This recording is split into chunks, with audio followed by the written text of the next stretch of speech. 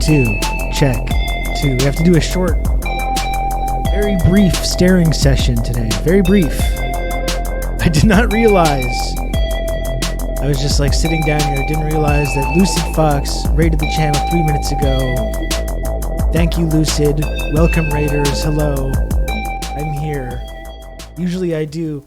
If you're familiar with this program, normally I stare blankly at the camera for a good 30 seconds to sometimes as much as 2 minutes. I don't know why I do this. I'm not sure why. Couldn't tell you why. But I just do it. People seem to like it. I don't know. I talk to them. Talk to them about it. I don't know. I don't know what it's about either. But since there's actually people here, not just the regular, like the people that are just that gobble that stuff up, you know, gobble up that slop. They're just like, stare at me. Yeah, I love it. Continue to do that. There's like other people here, us hogs. There's other people here, right, that aren't familiar. So can't be weird for the new people. It can become alienating. That's right. It's like you don't want to. You're tuning into a channel for the first time, maybe, and you don't want to see the host of the channel just like do the Kubrick stare at you for 30 seconds to a minute, to sometimes longer. Just to give you an example, though, for the Lucid chatters, lurkers, others that are just tuning in, though, just to give you an example, it's a little like this, okay?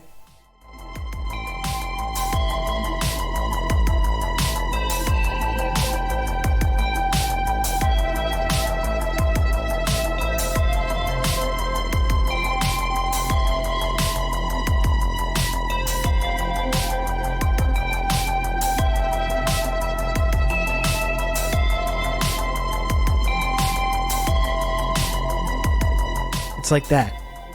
It's like that, normally. So, okay. Just so when I'm describing it, you know what I'm talking about, you know? Just so you know what I'm talking about when I'm describing this thing, this whatever it is. Anyway, I'm Rob. I'm a socialist Twitch streamer located right here in Montreal, Quebec, Canada.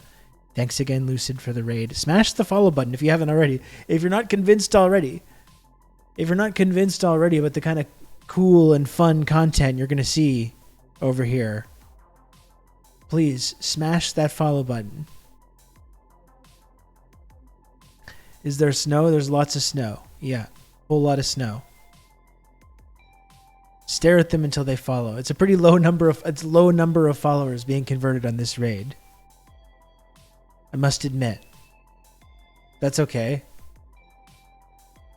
That's okay. It doesn't even bother me.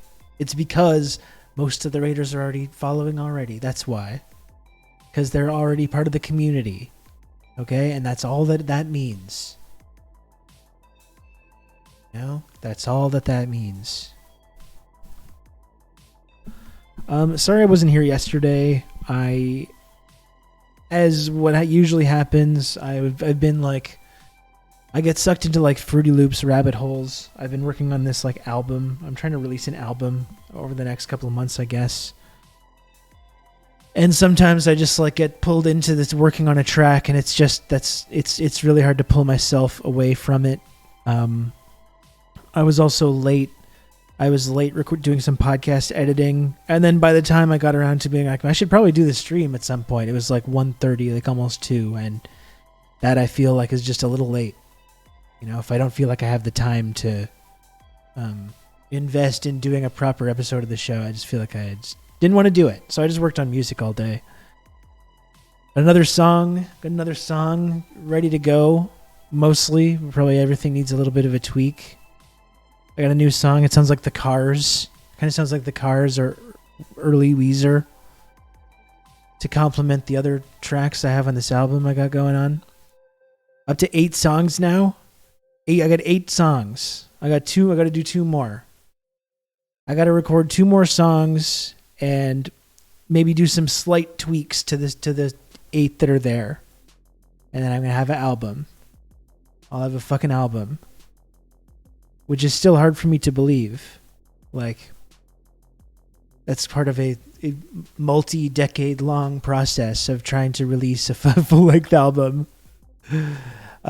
Which when I was like doing it, when I was in a band, like professionally for my job, we kind of got like the album equivalent of Blue Balls, I guess you could call it, because we were on a major label. We recorded a bunch of songs. We were supposed to pull out a full length, and it just never ended up happening. So it's like, here I am 12 years later. 12 years later, I'm going to put out one of these fucking things finally. And everyone can make fun of me. And then I can just move on with my life. Yeah, big advance on this. Big advance on this. All the dozens of people that are excited about this are going to be really happy with it. Anyway, I got this new... It's another re-recording of a song that I wrote a couple years ago, which is it's more of a guitar pop, like power pop style song than the other songs that I've been doing, which are more synth heavy. Good song. It's catchy. I have a lot of catchy songs on this album, I gotta admit. Now, I don't want to toot my own horn there. You can count on me. You're gonna have good old Rob to talk you through all this. Chag Samayok to me favorite subversive, not a cult show less than 3. Oh yeah, thank you, Marina. Thank you for 14 entire months of Tier 1 from Marina Dove. Thank you very much, Marina. I'm happy. It makes me happy and proud that this is your favorite subversive, not a cult show here on Twitch.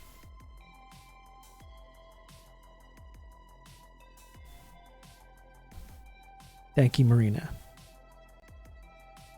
It really helps the whole, like, it helps the stream when I got big A-list, like celebs stopping by, like Marina Dove. Have you had anyone in the community who might specifically be inclined to have an ear for mixing help you at all? Well, honestly, Carrier Wave did a great job of mixing like the theme track that we're listening to now, the theme track of this program. And I would like... Really, if I'm going to release an album, I do need to at least like give the songs a pass, give with someone like professional, so there's some kind of like a uniformity in terms of like the volume of everything and how it sounds. And Carrier Wave is going to be great for that. I'm just dreading exporting all those stems. I'm really just thinking about the concept of exporting all the stems for 10 songs, and I'm just like, ooh, fuck, that's a lot of stems. That's a lot of stems to export.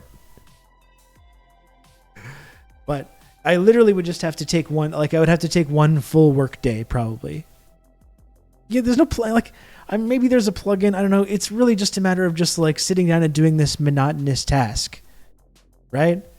That's really the easiest way to go about it. Is just to sit down. I need to schedule one day. It wouldn't even take one. It would take maybe 2 hours probably. 2 hours of work. Oh, Marty, you'd hate my stems. It's just, there's no colors, there's no titles. I don't know what anything is. There's so many audio clips that I've like cut and pasted and stuff. I don't know what anything is. It's like it's the organizational equivalent to like that drawer. Some people have like that drawer in their house full of like old batteries and receipts, all that kind of stuff. It's like the audio version of that. Your TRRS theme turnover was better than a lot of composers I've worked with. Well, here's the thing, Carrier Wave. I will record these 2 more songs. Then I will have 10 songs. And then after that time comes, when all the tweaks have been made and I'm happy with where everyone is, I will schedule a day. I will sit down and I will export all the stems of each of these songs. And if Carrier Wave, if you want to be a part of that, if you want to help me make it all sound uniform, I would be happy to have your help. It's just a matter of doing that. What are stems? It's just taking all, like you take the song that you have and you take all the different parts and you isolate them. So like every vocal part, every guitar part, every synth part, every drum part, and you export every single sound and you put it into a folder. So you have a little folder with like the song, but just all the different sounds that are in the song. And then someone that actually knows what they're doing takes all these sounds and puts them together and makes sure all the frequencies are all good and the panning. I don't know what it is. I don't know what mixing is. I don't understand it at all. But they just make it so you can like hear everything properly, you know, get that kazoo stem. It's a bunch of fucking nerd shit. It is. Like, it is Carrier Wave. You know, I respect what you do, obviously. I couldn't do it, but I don't understand it at all. I don't understand it whatsoever. Yeah, I'm gonna have an album though, folks. I am gonna have a fucking album. I released that for that music project Hurstwood, which you can also listen to now. I basically have an EP on Bandcamp, right? It's 3 songs. I got an EP on Bandcamp. You can listen to it right now. I forgot where I was going with that. I like the sound, the bedroom sound that I got, but I do need to make it more. Count on me. You're gonna have good old Rob to talk you through all this. TRRS dang, TRRS dang, TRRS dang. Force of Bill, thank you so much for the 23 months of tier 3. Thank you, Force of Bill. Force of Bill using the highly exclusive TRRS Deng Xiaoping emote. Not a lot of Deng Xiaoping emotes here on twitch.tv. Thank you, Force of Bill. And also 1 month away, 1 small month away from the exclusive, highly elite 24-month golden sub badge. It has nothing to do with P. Nothing to do with P whatsoever.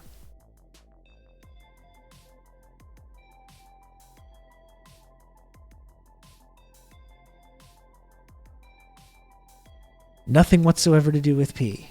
I'm just going to get a beverage, okay?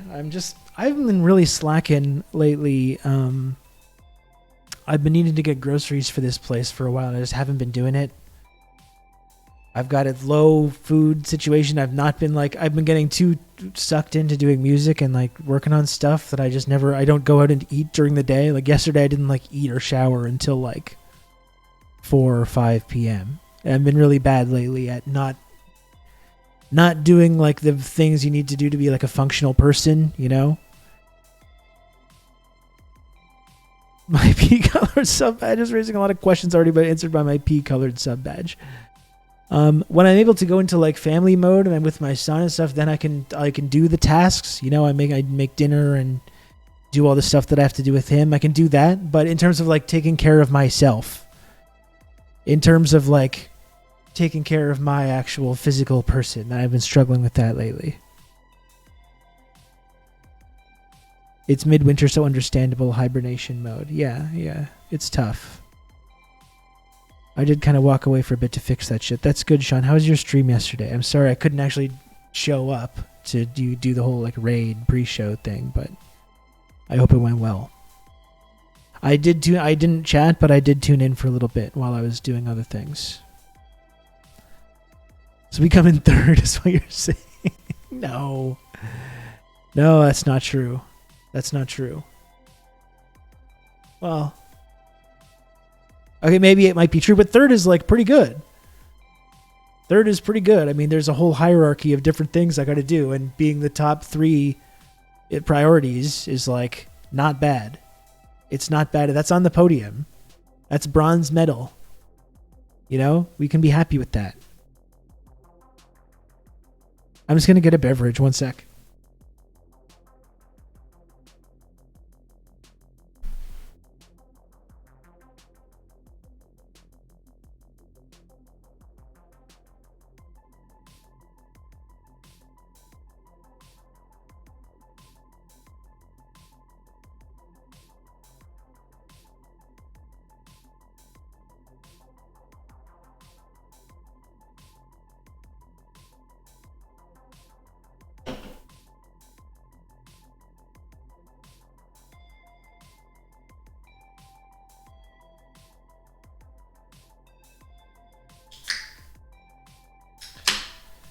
Tuning in, it's just the chair. That's right. That's right, Alana. I actually just watched Nope last night. I hadn't seen Nope yet. I just watched that.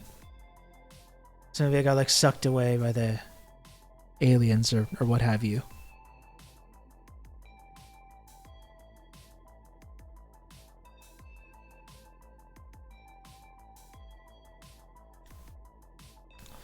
What did we think about Nope? How did you like it? I really, really enjoyed it. I had no idea about it going in. I liked it. I think maybe my expectations were higher because I really liked Get Out. Obviously, Get Out was really brilliant, and I liked it. But I saw people praising it like a lot. Like, I really, really loved this, and putting it on the same level as Get Out. And it didn't really get there for me, but it's good. You know, it was good. I liked it.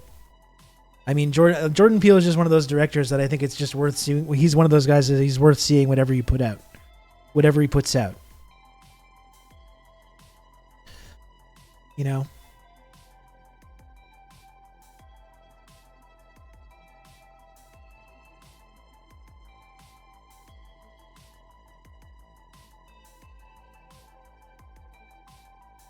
The more I think about it, the more I like it, but I didn't get the subversive point of the story until days later that you very likely already caught. I don't think that I did. And in fact, I haven't really given it much thought. Because I was kind of just like tired watching it at night and wasn't really thinking about the subtext or the themes or anything like that. I was more just absorbing it as like a UFO movie. It reminded me a lot of Signs, actually.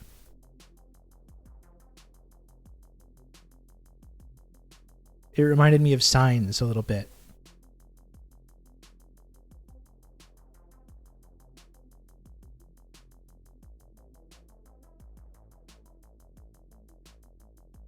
I just found out it's this guy's birthday today.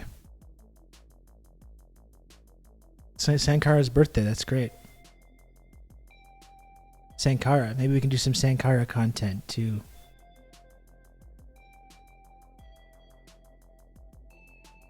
Celebrate the day.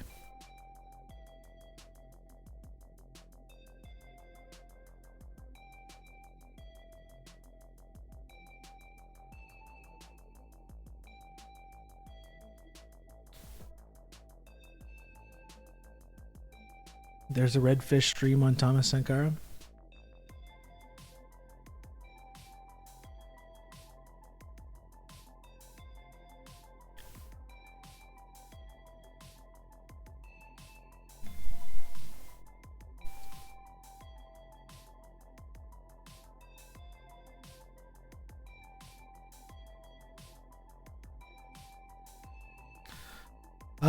Okay, so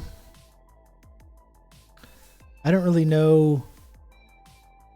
I wanted to avoid more Elon stuff, but it's just impossible to avoid. It's impossible to avoid it. I don't know. I'm really getting tired of like talking about this man and participating in this. But just more Elon content keeps coming out.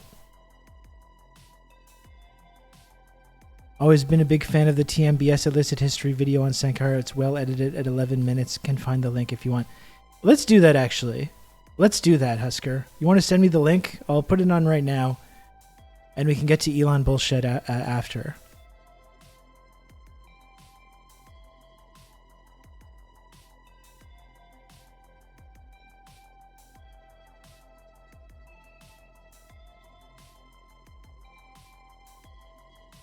Let's do that.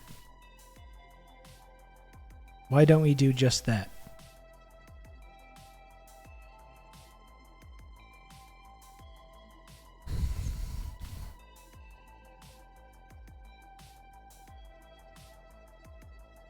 That sounds like a good way to start off the day.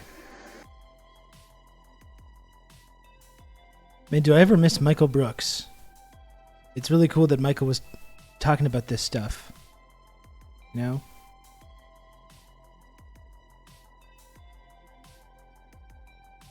He was someone who, and with the influence that he had, like with that TMBS, or with that Majority Report kind of influence and audience, he was really able to expose people that I think weren't really used to hearing about these kind of figures in this way, with these kinds of ideas.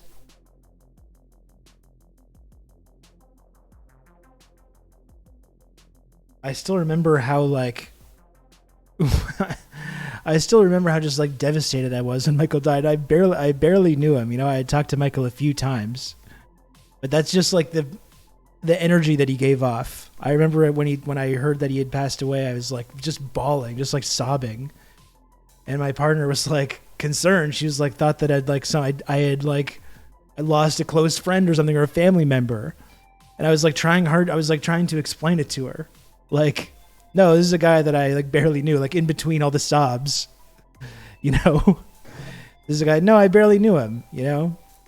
She was almost confused about like why I was reacting like that. And I was confused as well, but like, that was the energy Michael gave off. And that was like how much of a loss it was when we lost Michael. And a lot of people said the same thing, right? A lot of people said the same thing. Like a number of people have, whenever I mention this, have said like, yeah, I had the same reaction. You know, like I talked about before as well, like when I was just getting started doing podcasting, Michael Brooks is the first person I reached out to. And he didn't know me. He had like, this is when I had a way smaller platform.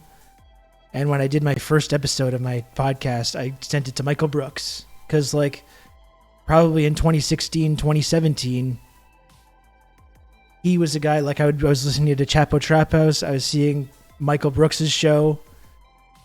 And I was like, I really want to do this. I was like, not only do I want to do this, but I think I can. Like if one day I could be anywhere near like where Michael Brooks is at, I would be so happy with what I'm doing. And so when I started doing podcasting, I reached out to Michael Brooks and he got right back to me right away. No fucking idea who I was. No platform really to speak of. Listened to the episode of my podcast. Had some encouraging words for it. This guy was just so fucking encouraging to anyone. In this really like this sort of toxic landscape too of the whole new media stuff, where there's all these cliques that emerge and people climbing over each other and different fucking beefs that develop. Not that I would know anything about that, obviously. Michael was just so fucking open and so encouraging to everyone that was trying to get involved with this. You know, not only did he have this huge impact introducing this kind of content to people that maybe wouldn't have seen it otherwise, and he was very funny as well. Yeah. Not only did he do a lot to like introduce people to this kind of content, but he was just so encouraging in terms of like building that new left media space, you know? And that was so encouraging when I was getting started and I didn't have a ton of confidence, you know? I would do like these podcast monologues when I started doing my show, and I would meticulously write out every single word. You know? I would meticulously write out every single word. So and then just say it as if I was like saying it off the cuff.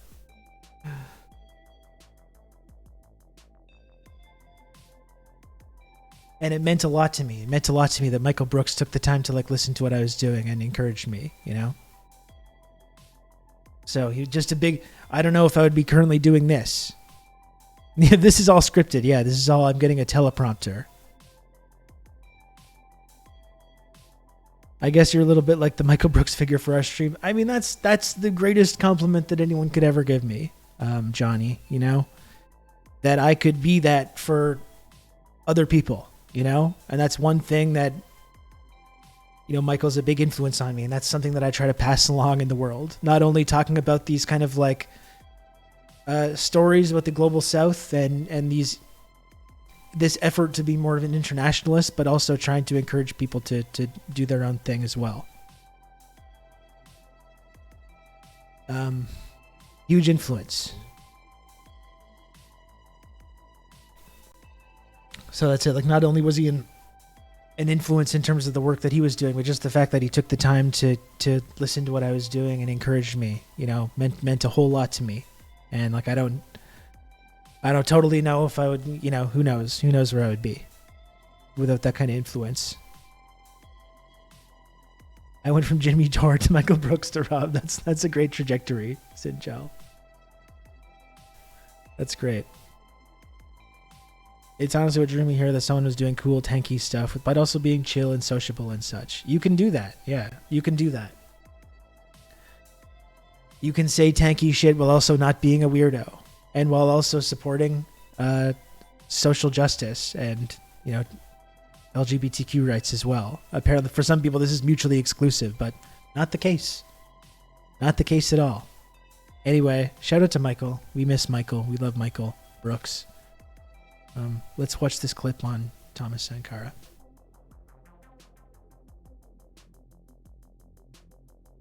Also, you don't yell at the mic and blow your ear out. Yelling at chatters. Not always, anyway.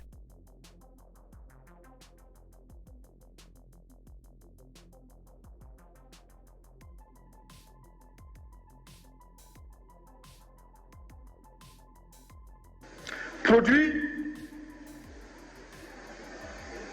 suffisamment de quoi nous nourrir.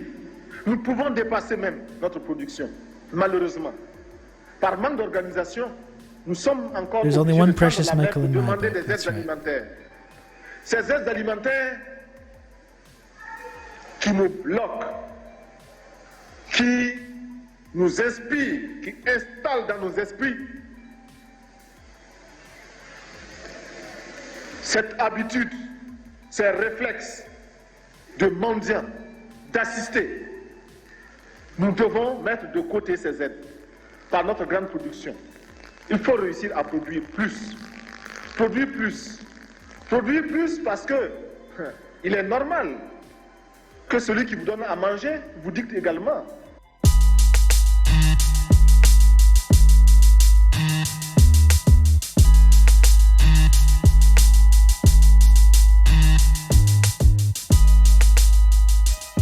Sankara actually grew up in what many would say was a relatively privileged family, in that his father was a functionary in the colonial regime.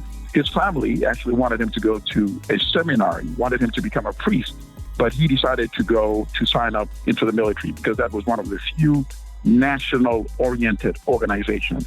And when he was in the military, that's when he actually met with a professor who was a civilian teaching in the schools, and started giving him more like a personal tutorial into history, into the history of imperialism, into the Chinese Revolution, into the colonial history and neo-colonialism. So that really elevated his consciousness. And then he had another opportunity to be trained in Madagascar. And over there, he actually also learned about agrarian reform and land reform in agriculture and how to produce crops efficiently. Thanks, Husker. This is the most popular emote on this channel. The TRRS Sankara emote. Blaise Compaoré was a very good organizer. And in fact, it was Blaise Compaoré who helped organize and hatch the coup. But he realized that Sankara was tremendously charismatic and just knew a lot more than he did when it came to politics. And that's why Sankara became president and Blaise Compaoré became his number two.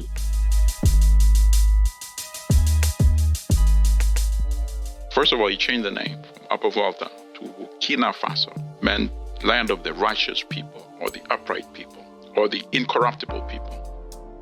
West Africa, it's very semi-arid because of desertification, rapid desertification, and it was totally dependent on food from France and other countries. And that was one of the things that actually really motivated him. Il y en a qui demandent, mais où se trouve l'impérialisme? L'impérialisme, regardez dans vos assiettes, quand vous mangez, les grains de riz, de maïs, de mil importés, c'est ça l'impérialisme, n'allez pas plus loin.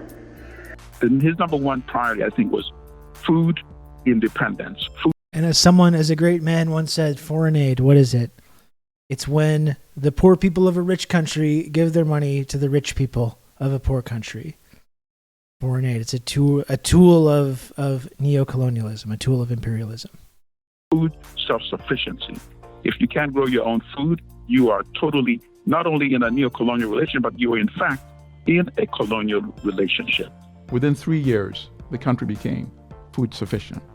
And he went to some of the urban areas that had these ramshackle buildings. And he said, why are you living in these kind of, when you can actually make solid buildings that also look good? And nobody had told people that this is what you should do. They did that. The country built its first rail line that was domestically built with domestic resources without getting a loan for it because everybody rolled up their sleeves, including he himself. For the first time, Burkinabe, as the people are called, the people of Burkina Faso, plant 10 million trees. And people start understanding that they can actually fight and reverse their condition. Ce qui veut dire que nous devons donner à chaque femme un emploi. Nous devons donner à chaque femme Woman le respect. moyen de gagner honnêtement et dignement sa vie. He empowered women, for example. He didn't give them just token jobs. He actually gave them real jobs like officials in the government, ministers in the government, recruited them in the Good military, things start happening. You had must them ruthlessly trained, crush this. and joined the army as weapons. That had never been seen before. On Women's Day, he said the men should go out and shop today so they understand, how women have been able to keep them alive with the little money that they provide to them. Quand les filles sont en grossesse ou des choses comme ça, on les renvoie, n'est-ce pas? On les exclut. Mais on ne cherche même pas à savoir si le partenaire avec lequel elle a eu la grossesse là ne se trouve pas par hasard dans la classe.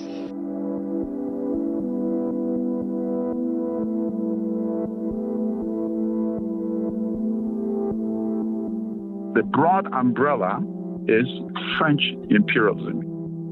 France controls most of the former colonies in West Africa. Yeah, only fact. I mean, we've seen that VJ clip many times, and it was really cool when VJ Prashad came on this program. Was able to talk about those comments that he gave at COP26. It was really cool to be able to get his perspective on that. I got to bring him back. In the new year, VJ will be coming back on the program. I got to catch up with him. I got to book more guests. That's another thing I've been slacking on. I've not been booking guests of this program. I got plenty of people in the pipeline. So we're going to have VJ back. By controlling the economies. The currencies of most of those former French colonies are pegged to the French franc. France would then invest their funds on their behalf. You see people get very confused by this about what imperialism is, right? Well, what France pulled out of Africa. They pulled out of West Africa. It was the post-colonial period. All these places had independence.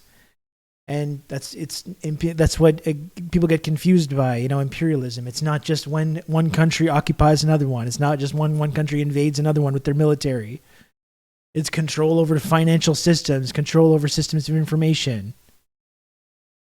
Right? That's why the whole post-colonial period was a scam to begin with. And all the same people continued to benefit from the colonial relationship. All the same Western countries continued to benefit from their former colonial relationship. They just gave it a different name. Yeah, and France has yet to pull out. I mean, their military is still literally there. It's just you have an ostensible government run by the actual people that live in the country. Like there's on a surface level.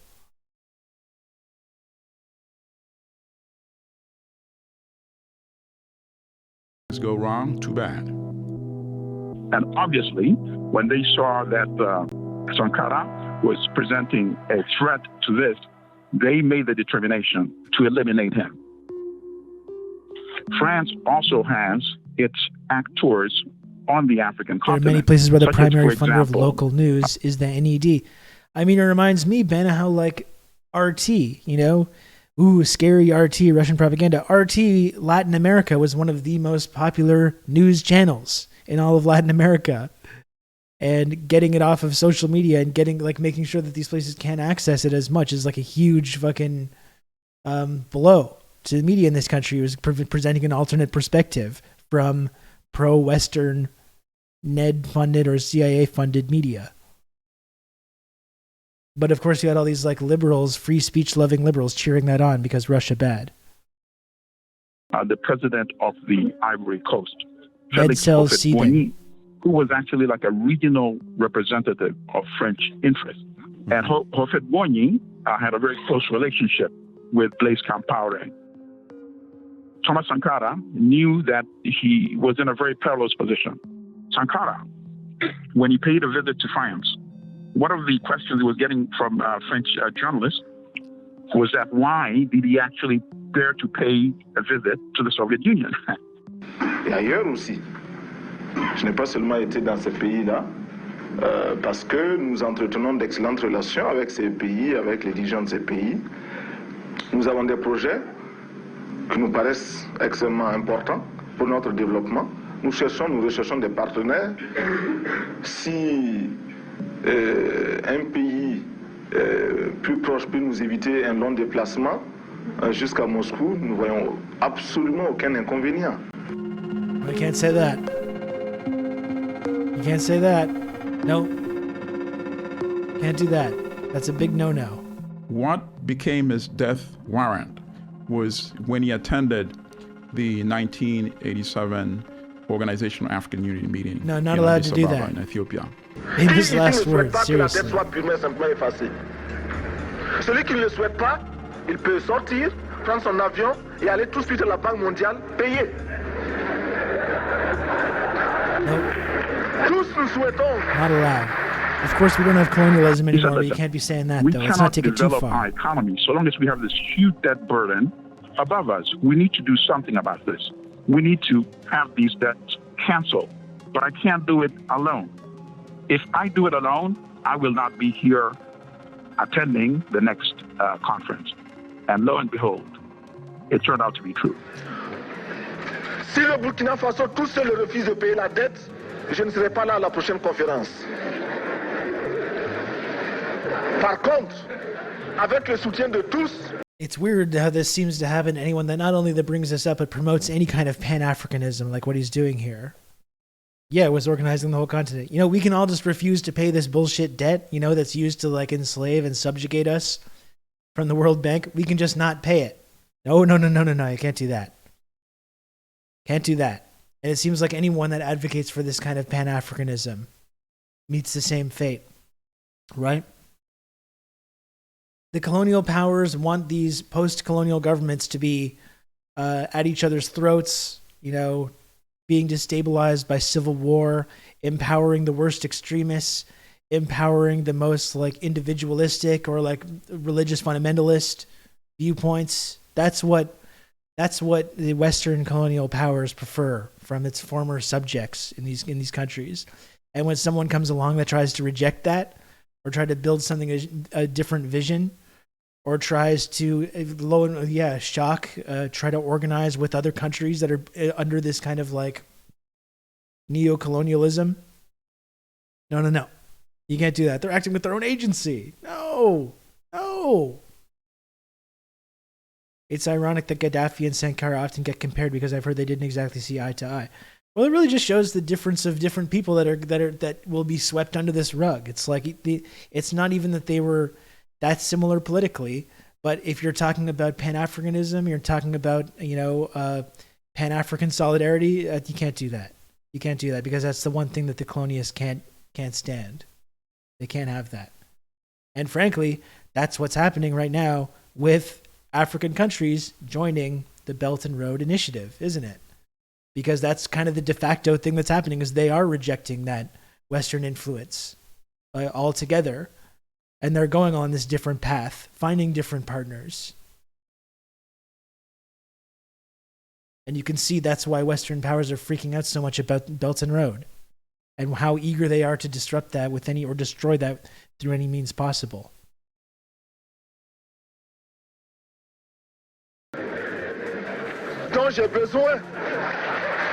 And you can see the African leaders sort of nodding and agreeing. They knew he was speaking truth to power, but none of them were willing to act on it and join him in taking mass collective action.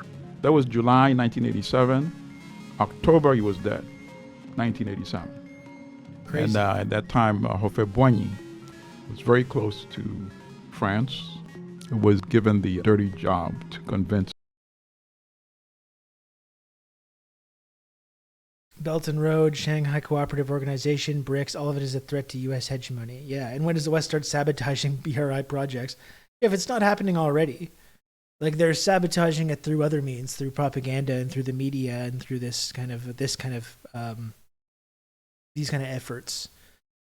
there's the whole thing of using the Russian-Ukraine conflict as like a wedge in Africa to like lecture, finger wag, and lecture at these African countries. Well, you got to support us on this. You can't be like, allying with China. They're an ally of the Russians. You can't be taking grain and taking resources from Russia while they're doing this stuff. And these African countries just being like, no, I think we can. I think we can do exactly that.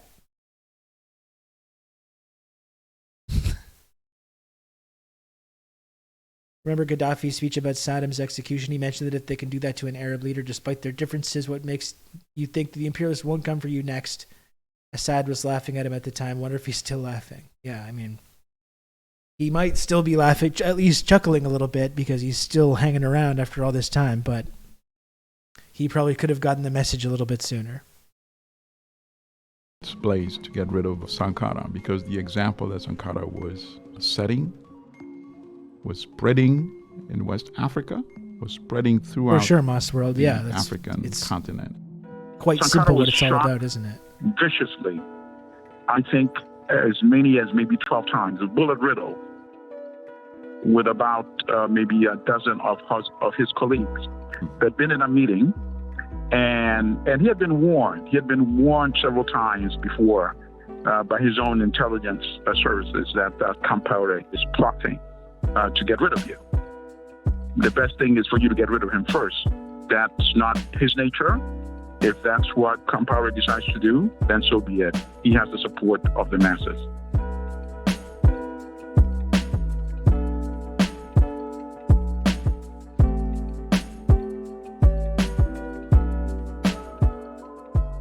So he was killed, and the body was buried secretly in an unmarked grave. And then, of course, Compaoré had the press conference saying he found out that Sankara was planning to get rid of him, and that's why people that were loyal to him in the military decided to get rid of Sankara, which was completely utterly false, of course. And then he was in power until 2014. He had 4 phony elections. And then in 2014, when he wanted to amend the Constitution, by that time, there was actually a Constitution that had presidential term limits, I believe, of 2 terms. And he had served out the second term. When he tried to do that, then he found out that people had reached their limit. And the youth, young people, they stormed the parliamentary building and they burned down the parliament. No, we appreciate it, only facts. And that's when the army that was sustaining him realized that they had a choice. Are they going to continue maintaining this dictator, or will they side with the masses? Compaoré came out and saying he was going to form a transitional government and then he would leave at the end of the 1-year transition. But people would not have it. They started marching toward his mansion, and that's when he decided to get out of town in a hurry. And the interesting thing is, many of the young folks that came out to the streets and drove Compaoré away, many were teenagers. They were not born when Sankara was killed, but many of them were wearing Thomas Sankara t-shirts. So obviously his legacy is well alive in Burkina Faso. Je me retrouve un peu comme un cycliste qui grimpe une pente raide, qui a à gauche, à droite des précipices. Il est obligé de pédaler, de continuer de pédaler, sinon il tombe. Alors pour rester moi-même et pour me sentir moi-même, je suis obligé de continuer dans cette lancée-là. Vous vous sentez isolé en Afrique? Mal compris en tout cas. Mal compris, mal aimé? Mal aimé. Oui.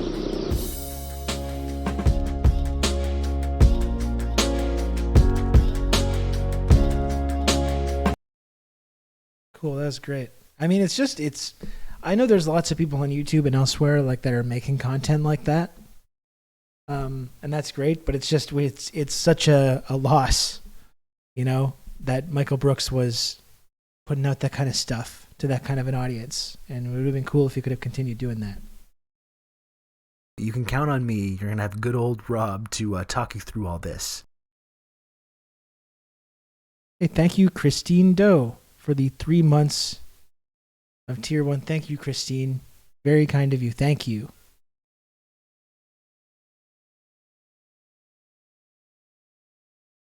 Very, very happy to have Christine Doe in the community.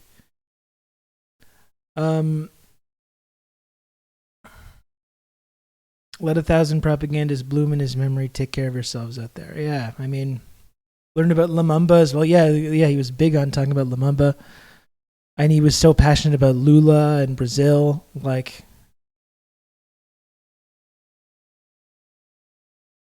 especially considering the ways that, you know, foreign policy has like driven this wedge into the left, and you have all these people that are on, oh yeah, I'm on the left, but they're like uncritically supporting NATO and supporting Western imperialism.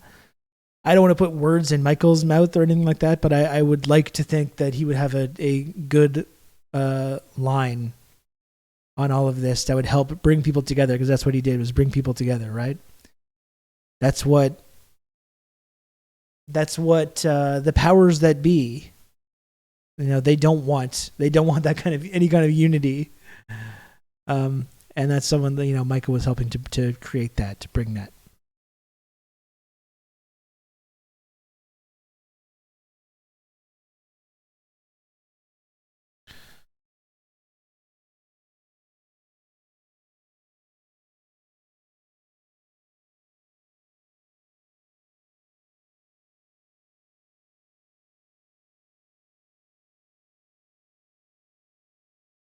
And I'll remind everyone, if you're a viewer of this program, or if you're a lurker, we got a big raid earlier in the stream. If it's your first time tuning in, please subscribe to the channel. If you like, if you want the exclusive TRRS Sankara emote, which is really the most popular emote on this channel, and we can honor and respect Thomas Sankara, and also have a good way to display that, as well as all the other wonderful emotes in this community. That's how you get them, is by subscribing to this channel, just like our friend Christine Doe just did a few moments ago. It's for $5 per month, or totally free of charge with your Amazon Prime account.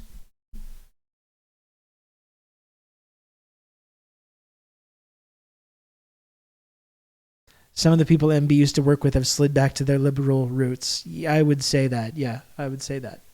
Seems like it. It does seem like it. Algeria also did the transfer of American hostages from Iran to the USA, and what a crazy transfer, fraught with so many moving parts, as America could not even be trusted given what happened. Yeah. You can count on me. You're going to have good old Rob to talk you through all this. Oh, thank you, Comrade Social Distancing, for the 2 gifted subs. Thank you.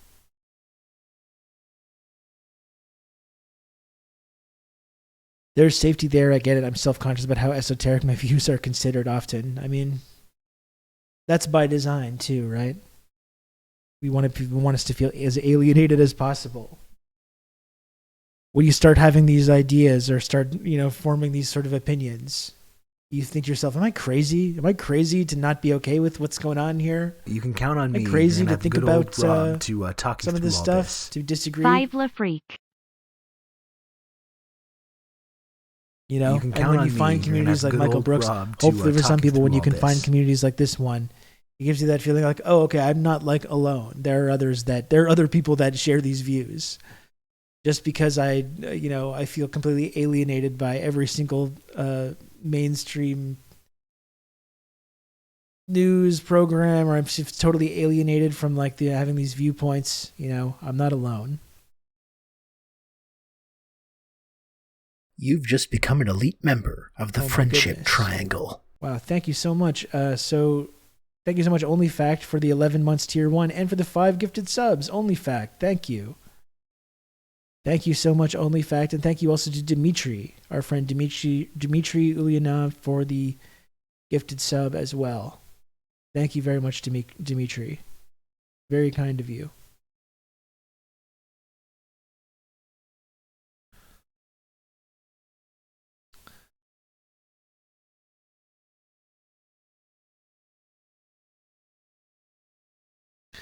I really regret not being able to work with Michael on anything. When he died, I looked in my DMs, and it was like I saw a message from him, that I had kind of forgotten about, where right at the beginning of the pandemic,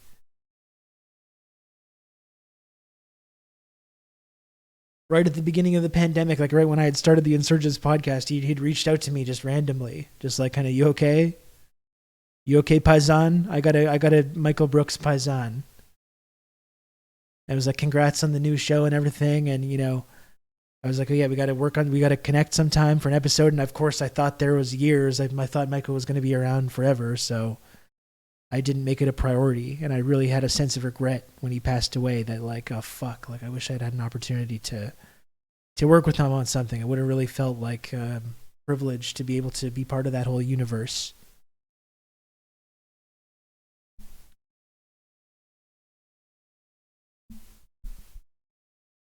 It was shocking, yeah. I don't really totally know what happens. I don't want to speculate too much either.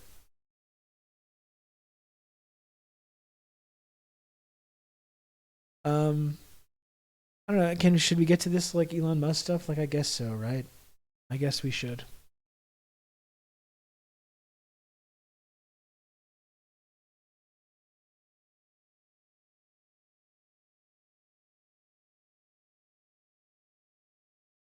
By the way, speaking of the Insurgents Pod, we are talking with Taylor Lorenz tonight on the podcast. So we'll probably touch on her role in all the Elon stuff and getting banned from Twitter and all the big meltdown that's been going on. And Taylor's going to talk to us about that tonight on the podcast.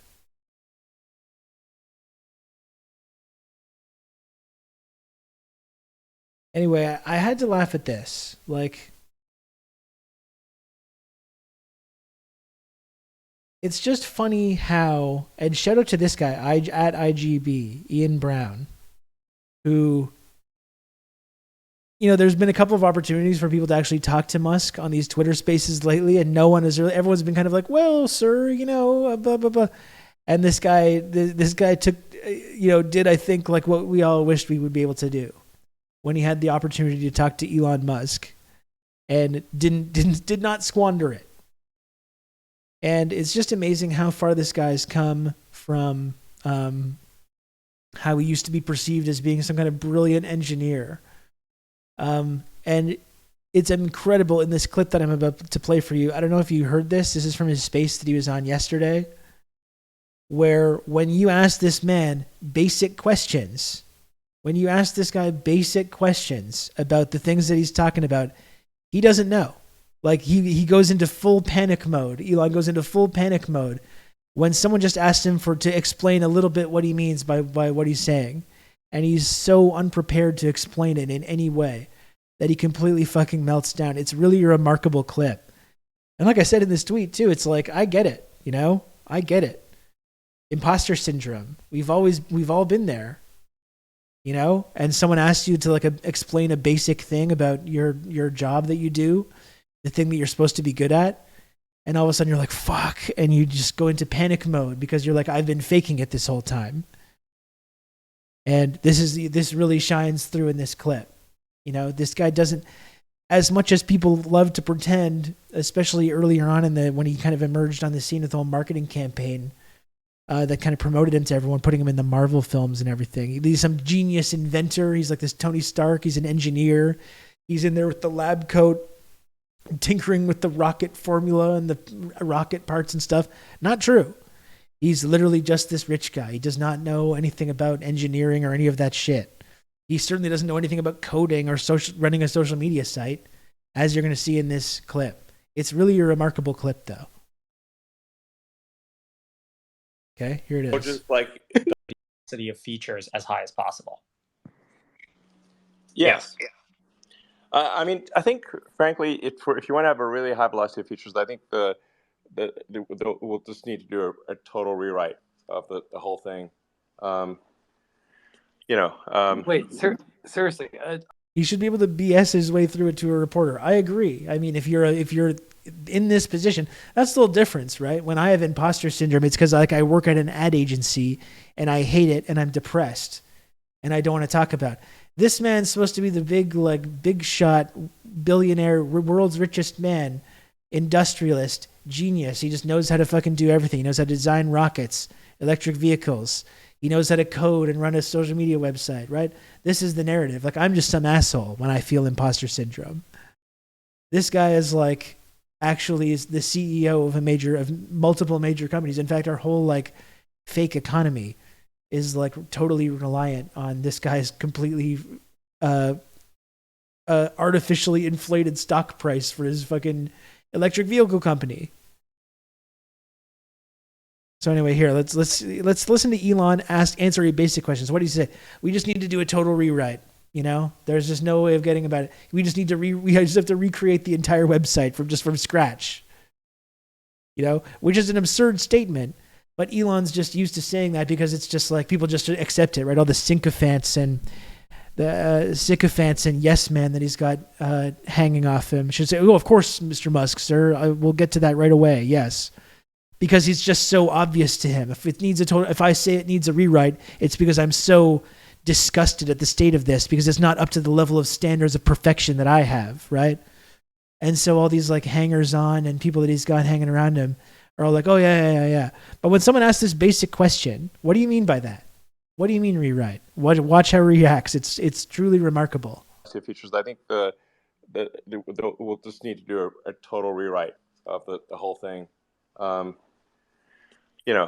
Wait, seriously, a total rewrite. That's your prediction for velocity. Yeah. Well, when you say a total rewrite, do you mean starting with the skeleton, or a bunch of engineers sit down with a whiteboard and say, "What is Twitter?" And I would just like to point out with this guy, Ian, starts off just the totally politely asking a basic question, right? It devolves from here, but he starts off totally respectfully just asking a basic question about what he means. Revolution or reform? I just mean like literally like there's like you could either try to amend the crazy stack that exists or rewrite it. But when you say crazy stack, what do you mean? Like break it down. What do you mean by that? Have you seen George's like diagram? No. I mean like, what do you mean by crazy? No, seriously. Come on, buddy. Come on. Who are you? What do you mean? Who am I? I don't know. You gave me the fucking mic. I got no. I didn't give you the mic. Whoa! I'm doing the mic, and let's keep it civil in my space. I mean. Yeah. Like what? No, man. You're in charge of the servers and the programming, whatever. Like what is the stack? Keep things technical in my space, please. Take me from top to bottom. What does the stack look like right now? What's so crazy about it? What's so abnormal about this stack versus every other large-scale system on the planet, buddy? Come on, give it to me. All right. So first off, amazing. Wow, you're a jackass. Okay. All right, no. I got no credibility here, buddy. I got no idea. Let's keep. First off, let's keep my space civil. Here, like that was pretty civil. Literally, just a guy saying, "Literally, what do you mean? What do you mean by that? What do you mean by what you're saying? What's so crazy about this stack? Why do you need a total rewrite for velocity?" Just again, throwing out the jargon. Yeah, who are you? The rich people always respond with that when pros ask them relevant questions. Who are you? Are you a rich guy? You're not allowed to ask me these questions.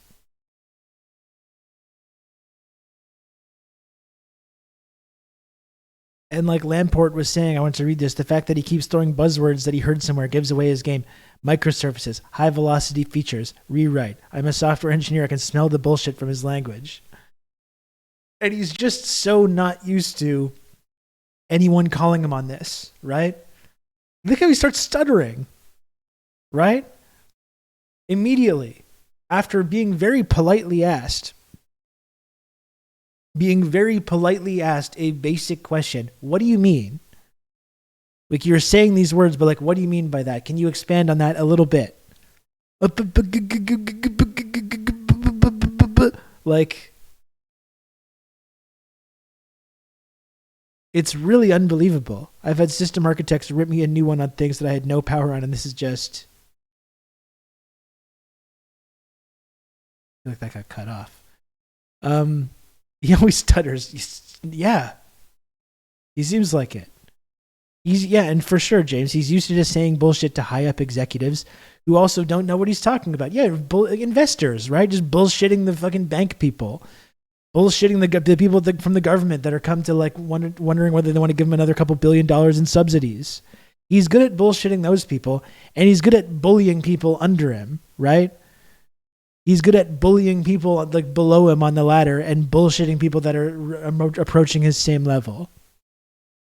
We have to reboot the entire mainframe. Yeah, exactly. If you're a bank guy, you're like, oh shit, that sounds serious.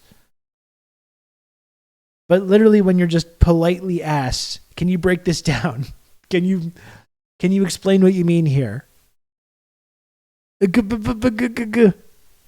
the hard line to the mainframe. You got to do it. You got to do it. It's a Unix system. That's right. I love the part where I can hear the flop sweat. And this is what I mean though. Like, even if you're in Elon Musk's position, you're supposed to be good at this shit. You should be able to handle a basic question. Like, no wonder this guy doesn't like journalists. Because he can't, like, not only does he not find it acceptable to have people like digging into his finances, his personal life, his backstory, that's unacceptable. But also people asking him basic questions about his job, about like what is the entire thing that he's lecturing everyone about. This reminds me of when I was asked the general manager of a company I used to work for what API stood for. We were purchased for our API, and he didn't know.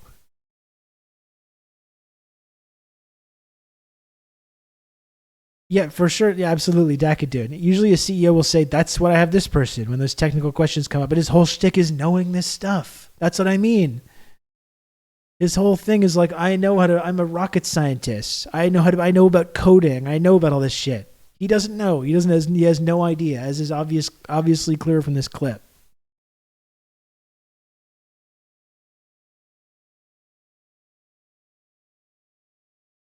He has no technical expertise or degrees. He's lied and made it up. And this is Silicon Valley, right? It's not just Musk. Musk is emblematic of this Silicon Valley approach. But it's all like this. It's fucking con men. It's not even Silicon Valley. It's our whole capitalist system. It's all run by these hucksters and con men and bullshitters. That's it. No one is capable. None of these upper class people are capable. The 1%, the people that are controlling all these economic decisions, that are controlling all these decisions in the government, they don't know what the fuck they're doing.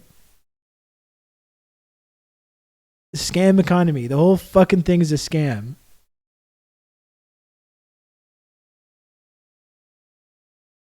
I gotta hear it just one more time. This clip is really remarkable. Again, I don't want to keep doing this Elon Musk thing. I don't want to keep talking about this. It's annoying. But like, how can we escape this? How can we ever escape this? This is the guy that we have to accept as some kind of like enlightened genius leading humanity to the future of civilization and this bullshit. You know, we still have to pretend that this is true. And he's inserted ourselves. He's forcefully inserted ourselves into all our lives. Let's listen to this one more time. Of features as high as possible. Yes. Yeah. I mean, I think, frankly, if you want to have a really high imagine this man in charge of how much air you get to breathe. We'll just need to do a total rewrite of the whole thing. Wait, seriously, a total rewrite. That's your prediction for velocity. Yeah. Well, when you say a total rewrite, do you mean starting with the skeleton, or a bunch of engineers sit down with a whiteboard and say, what is Twitter? Revolution or reform? I mean, I just mean like literally, like there's like you could either try to amend the crazy stack that exists, or rewrite it.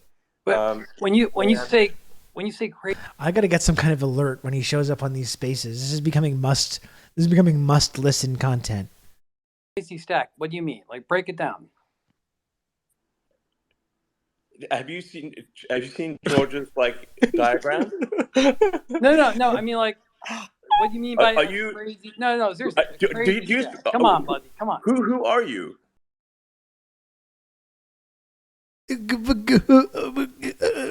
Who are you? Who's this plebeian questioning me? This is the first time I've heard this. It's wild, this clip, narrator. it's remarkable. Honestly, it's remarkable.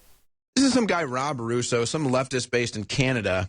Who do you know turned here? on to That's this right. sick individual, and I found this. Oh, goodness. Gremlo, thank you very much for the raid. Thank you, Gremlo. Welcome, Raiders. Bring it on in here, Raiders. Thank you for joining us. Welcome, Gremlins. Get in.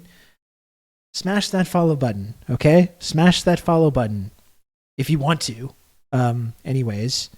But I'm Rob. I'm a socialist Twitch streamer here in Montreal, Quebec, Rob Canada. To talk you through all this.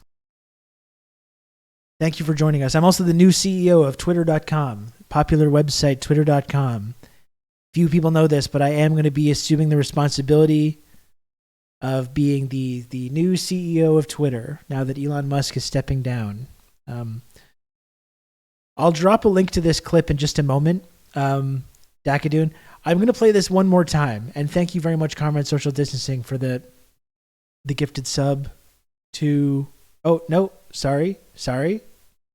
I'm confused. Thank you, Comrade Social Distancing anyways. But thank you to Shrimps for Bernie for the Prime. 2 months of Prime. Thank you, Shrimps for Bernie. Very much appreciated. So I'm going to play this clip one more time and then I'll drop the link. But for the new chatters that just joined us, this was Elon Musk's appearance on this Twitter space last night.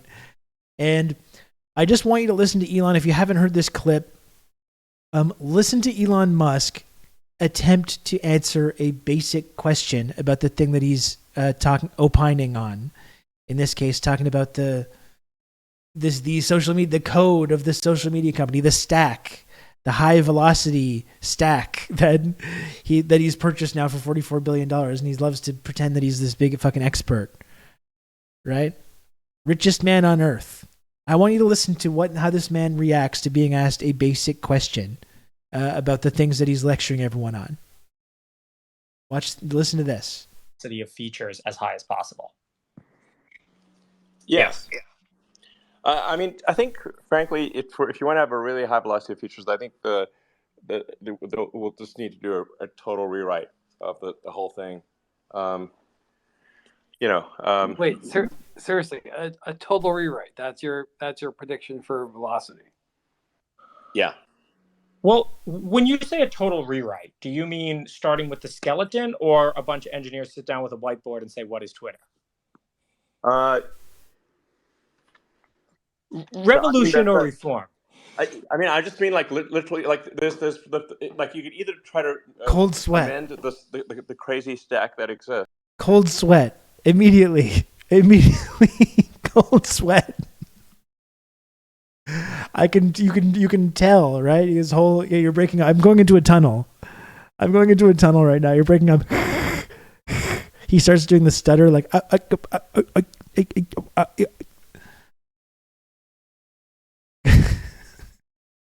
childhood flashback when he was never good enough. Seriously. I don't know what's going on psychologically in that moment, but instantly, yeah, just the blood runs cold. You can almost sense the shivers going down his spine there. Or rewrite it. But when you say crazy stack, what do you mean? Like, break it down. Have you seen George's diagram? No. I mean, like, what do you mean by crazy? No, seriously. Come on, buddy. Come on. Who are you? What do you mean? Who am I? I don't know. You gave me the fucking mic. I got no. I didn't give you the mic. Whoa! I'm doing the mic, and let's keep it civil in my space. I mean, the reason Elon is vaguely gesturing at a total rewrite is that because it would give him an indefinite amount of time to remain on the boss throne, sitting in all these fake meetings to feel smart. Yeah, that must be part of it as well. Yeah. Like what? No, man. You're in charge of the servers and the programming, whatever. Like, what is the stack? Elon? Keep things Come on, technical man. in my space, please. Take me from top to bottom. What does the stack look like right now? What's so crazy about it? What's so abnormal about this stack versus every other large-scale system on the planet, buddy? Come on, give it to me. All right. So first off, amazing. Wow, you're a jackass. Okay. All right, no. I got no credibility here, buddy. I got no idea. Let's first off, let's keep my space civil. Here, we removed him from speakers. Amazing. Fucking amazing. And it's pretty mild shit. Yeah, he called him Buddy. I wish this was longer. Yeah, the small folk getting uppity. Jesus. It's really extremely painful to listen to, but it's really illuminating as well, you know? These are the people that make all the economic decisions that rule all of our lives. It's around with the bits, you see. The bits and some of the bytes. Yeah, some. Not all. Some of the bytes are okay. Others, though, ooh, boy, is that ever a mess. Are those bytes ever really messed up? Yeah, but like to features as high as possible. God, that's so bad. That is so bad.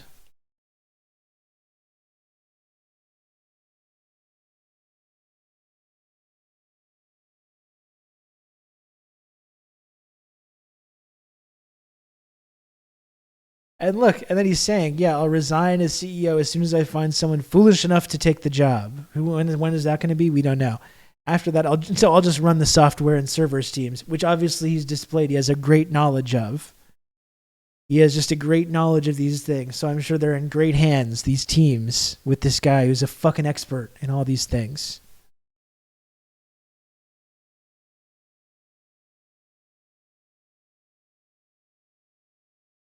I wish he would berate Elon a little bit more with the language that sounds like he simps to him. Well, that's the amazing thing about that clip, because I think the guy blows his cover a little bit because he chuckles a little bit, and he's obviously like, he takes on this kind of hostile thing. But overall, the questions are still very basic questions. If that had been asked in like a reverential way and not allowing him to just weasel out of it with this kind of like jargony stuff, it could have worked. But it's satisfying hearing someone just like swearing at him and treating him like a dumb child as well. You know, it's still very satisfying. Let's just move Twitter to the cloud. Exactly. It just needs a total rewrite. Just needs a total rewrite. And until that's finished, I guess I'm gonna have to remain in charge. Not that I even want to. Not that I want to. Of course I don't. Of course I don't even want to be in charge, but I guess I just have to. I'm gonna have to stay in charge until this rewrite gets done. Drop that link. Okay, here, I will do that. It's really incredible. You know? Where is it? Now I lost it.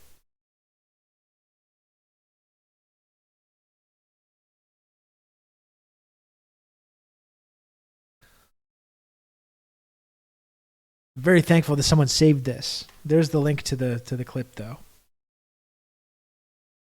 Meanwhile, the U.S. economy is shit hitting the fan. Yeah, and the Tesla's collapsing stock price is a central center part of that story, right?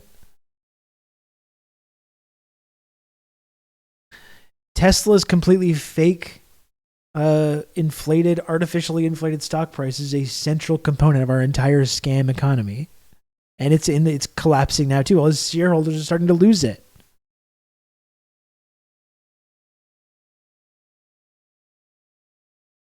How are these meetings public? There's no way this guy doesn't have a humiliation fetish. Like, I'm not knocking anyone who does. That's fine. Just don't make us fund it with billions in taxes. I don't know, Husker, because like you can tell at the same time though that like he doesn't like it. You know, like the whole being booed thing. It was obvious when he was booed at the Chappelle show thing that got to him. Like it was very clear that fucked him up. But I think what we're seeing with Elon is not only his like curated image that he's projected to everyone, but his self-image as well. And I think he believes the lies that he's told. You know, I think when you get to that level, that's kind of what's going on psychologically. He believes his own bullshit. He believes that he is this fucking genius. You know, but in these moments, he believes that he's widely liked. He believes that he's hilarious as well. He's this fucking hilarious prankster. He believes his own propaganda. Exactly. So I think what we're seeing in these moments, whether it's when he's being booed with Chappelle, or in this moment, this carefully constructed self-image that he has, this fraudulent self-image which once again, relatable. You know, I understand. I know all about that. This fraudulent self-image that he has, though, is coming into like conflict with the reality. And He's hearing from people, not just his sycophants and not just his Elon Reddit fanboys and not just the weird right-wing guys that he's obsessed with getting approval from, like Ian Miles Chong or Cat Turd 2. You know, there's no echo chamber. So it's coming into conflict with the actual reality of what people think about him, you know? And people actually asking him to answer some of these basic questions, which he's supposed to be an expert on, you know? And let's be clear, the image of him that has been crafted was made by tons of staff he paid to do that. At Twitter, that staff is nowhere to be seen. That's right, yeah. And yeah, not even it was a carefully curated marketing campaign when this guy emerged on the scene. Like what, it was 10 years ago or so. And this coincided with the release of Iron Man and with the Marvel films, the MCU. Robert Downey Jr. repeatedly referenced Elon Musk when talking about his motivation for coming up with the Tony Stark character. Oh, he's like Tony Stark, but real life. That was a big part of it, you know? And he shows up in Iron Man 2. And then all of a sudden he's getting the big subsidies from Obama. And he's big Mr. Clean Energy, Mr. technology genius, you know? And like there was a big media push, like not only with films, like the Marvel films, but like, you know, in Forbes and all this bullshit was promoting this idea, you know, because we need to believe, right, as like normies, as plebeians, we have to believe that the people that are the billionaires and the politicians and the elites are better than us, right? It starts to fall apart when we start to question this idea. So there's infrastructure in place to convince us of this, right? There's a big media infrastructure in place. There's big marketing firms that get involved with creating these kind of myths about people like Elon Musk. And it's important that we believe this, to believe that, oh yeah, these people that make all these big decisions that affect my life and we just got to hand it to them. They're just thinking on this level above us, and we can't even like imagine what's going on in their genius brains. And my pathetic little human brain just can't possibly comprehend some of these high-level decisions that are being made.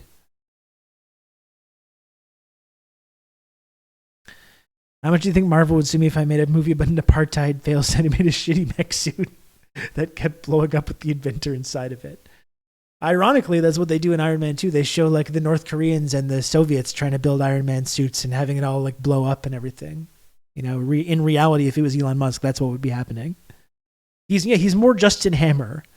He's more Justin Hammer than Tony Stark. That was the big fraud.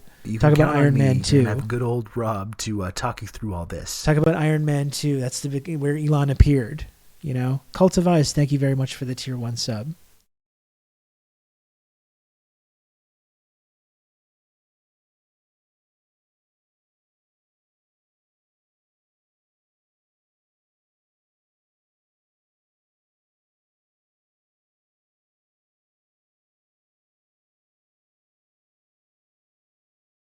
You know, it's Europe. Whatever happens in the next 20 minutes, just go with it. Go with it? Go, Like Mr. that. Stark? Hey. Hello. How was your flight? It was excellent. Boy, it's nice to see We have you. one photographer from the ACM Cheers. if you don't mind. Nice. Okay. Mm-hmm. When did this happen? When you made me do it. I made you do You what? quit. Smile. Look right there. Stop acting constipated. you are Don't flare so your nostrils. predictable. Right this way. the amazing Thanks. thing. You look fantastic. Why, thank you very But much. that's unprofessional. What's on the docket? You have a 9:30 dinner. Perfect. I'll be there at 11. Is this us? Absolutely. It can be. Great. Make it us. Okay. Mr. Musk, how are you? Congratulations on the promotion. Thank you very much. Thank Hey, you. those Merlin engines are fantastic. Oh, thank you. Yeah, good idea for an electric jet. You do? Yeah. Then we'll make it work. I have a good idea for an electric jet. No, you like if this were real. No, you just came up with two words, electric jet, and that's your idea. You don't have an idea about designing a jet because you don't know how to do that. You don't know how to do that. You're not an engineer. You don't know how to design rocket ships. You don't know how to design jets, electric or otherwise. He's literally personally building it. Terrible act. This was the best take they got. This is the best take they got out of Elon. I've got a good idea about an underground car.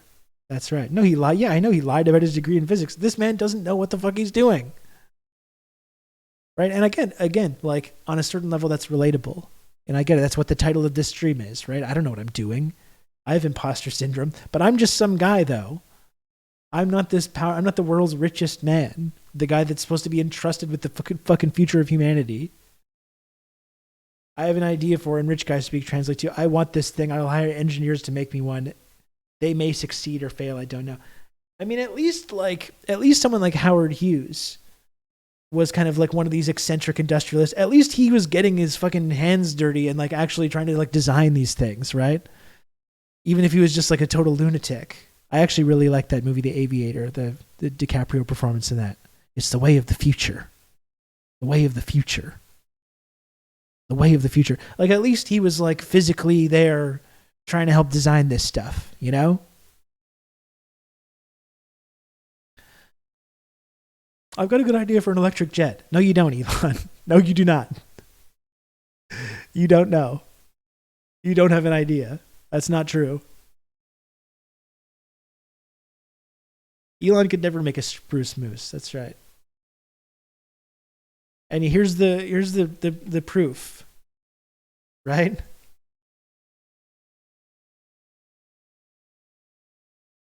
Elon Musk has lied for 27 years about his credentials. He does not have a BS in physics or any technical field. Did not get into a PhD program.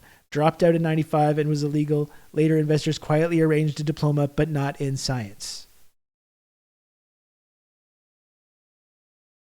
Falsely claimed to have a degree in physics. Fraud. Scam economy. Scam economy.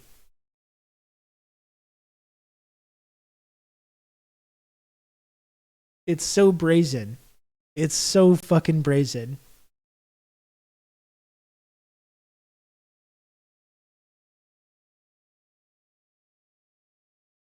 He got some honorary degree. Subpoenaed from Penn and O'Reilly versus Musk, acknowledged to be 97. He claims this as a BS in physics. It is a Bachelor of Arts. He's got a BA, no department specified. He's got an honorary BA. You know, I have a BA too. I have the same education level, except I actually went to the school and did the work. I did the essays and stuff. I got a BA in English literature. This man is an honorary BA. Fucking amazing.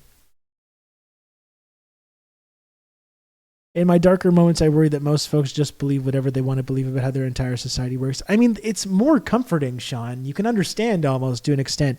It's more comforting to believe that like the people, that the elites in our society, people in politics, in business, in media, whatever, it's comforting to believe that they know what they're doing, right? Right? It's much easier to believe that. It's terrifying to know that all these people are frauds and con men and sociopaths and fucking entitled climbers and nepotism cases and frauds, you know? That's terrifying. You know? When you have this realization, not only are the people running our society evil, like they're clearly evil, they also don't know what they're doing. You know? That's not a comfortable thing to have to believe. You know, that's very uncomfortable. There's literally nobody at the wheel. On the contrary, I think it's quite dangerous for us not to know their connery. Well, I agree, and that's why we talk about the things that we do on this program, one guy in here. But I think that's why I think people are still reticent to let go of that idea, you know? And there's thousands of Elon fanboys still out there, even with all the evidence to the contrary, that are still clinging to this idea, clinging to this desperate idea that this man knows what the fuck he's doing, right? Because what does it say about you too? If you've turned part of your personality, right? You've turned out your personality into being one of this man's like supporters. What does that say about you when you realize that this person's a fraud? No one likes to admit that they got conned, you know? I'm smarter than that, obviously. I would never get conned. I would never be a victim of propaganda. I would never get conned by someone like Elon Musk. Surely this man must know what he's doing. It's comforting. It's got to be difficult to let this stuff go. And, you know, I got conned. I'll admit it. Probably around this time, Iron Man 2, around 2012, 2014, 2015, when Elon Musk emerged on the screen, on the scene, I believed all this bullshit. I did. You know, I don't want to pretend that I was Mr. Skeptic from day one. I wanted to believe in this green future, this technological future that people like Elon Musk were trying to deliver. I desperately wanted to believe that. Oh, and we're not going to have to work as much because everything's going to be automated, right? We'll have some kind of universal basic income, so we don't have to have like these fucking annoying menial jobs that automation can do. We'll have electric vehicles. We'll have this cool new technology like the Hyperloop. Look at have you seen this Hyperloop idea? Wow, that's so cool. You can get to all these different places in like half the time. It's amazing. These vacuum-packed tubes. I've never seen anything like it. We're going to go into this future society. You know, I believed it. I really did until probably 2016 and when Trump happened and that was when the Musk downfall kind of started. But like, I'll openly admit it. I got conned by these Silicon Valley frauds just as much as anyone. You know, I'm not going to pretend that I was Mr. Skeptical from day one. I wasn't. But I understand why for some people, that's like admitting that is like hard for them. You know? It's hard for them to admit that they got conned, that you believed in something that was just a total bullshit marketing scheme, you know? And look, we've even got Neil deGrasse Tyson. I wonder if he responded to me. That would be interesting. Again, someone else that I also used to admire a lot, who now I think is a total fucking fraud. He says, while casting shade on Elon Musk for what he's done, try to pause and remember that he made electric cars a normal thing in society, and he commercialized space for cargo, satellites, and people. I don't even know if that's fucking accurate. Count him among those who are inventing civilization's future. And it's like we're talking about this man inventing civilization's future when he deliberately, and he's supposed to be Mr. like climate change, Mr. Electric Car, who deliberately sabotaged public transit projects, which would be vastly more beneficial towards climate change than keeping car culture in place, but everyone getting electric cars. This was always bullshit. Oh, we will not forget his attempts to commercialize space. No, we will not. No, we will not. How can you be a fucking astrophysicist and cheering on this fucking con man commercializing and privatizing space and space transport and space travel? The thing that if you're this man is an acolyte of Carl Sagan. If you're an acolyte of Carl Sagan and you're cheering on really the privatization of the space travel and space exploration, are you fucking kidding me? Things that should be obviously should be public goods. And even it is public goods because it's financed by subsidies. So it's the worst of both worlds. It is publicly good. It's publicly financed and privately profitable to this fucking fraud dipshit con man. And Neil deGrasse Tyson is okay with that.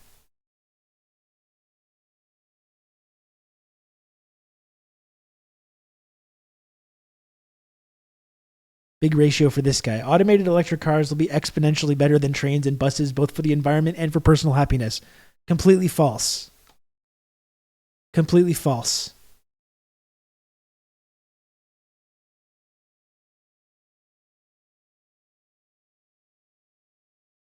This guy calling me a virgin. This guy in Musk, in fucking this Musk defender in Neil deGrasse Tyson's mentions. I have you know I'm not a virgin. Okay, I'm not. That is false. That is a false statement.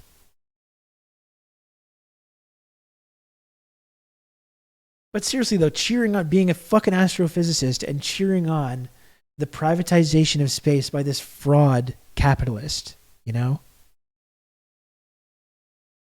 Is that the MySpace guy? Yeah, Tom, you've fallen far.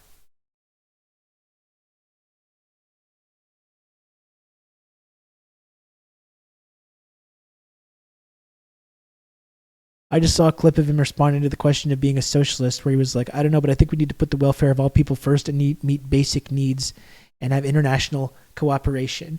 Sagan, you're talking about Sean? Sagan was a huge influence. Like, I love Sagan. You know, what a horrible loss.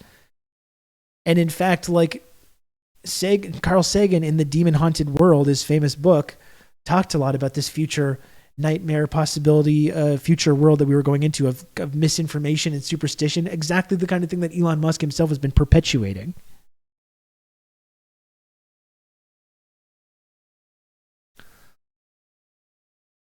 Yuri Gagarin versus Neil Dumbass Tyson. The dumbass Tyson. I actually think I saved something to this effect.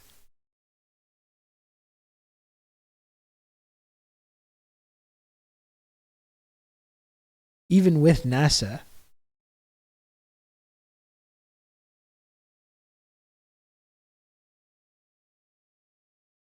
Where is it?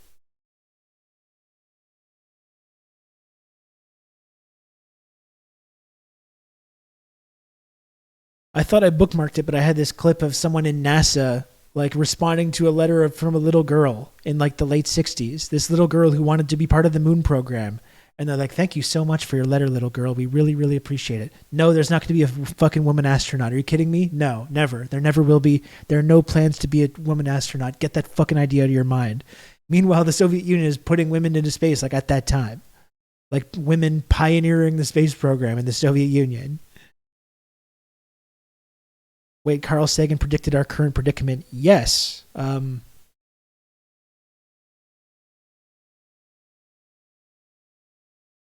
In his book, The Demon Haunted World. I wonder if I can find the clip.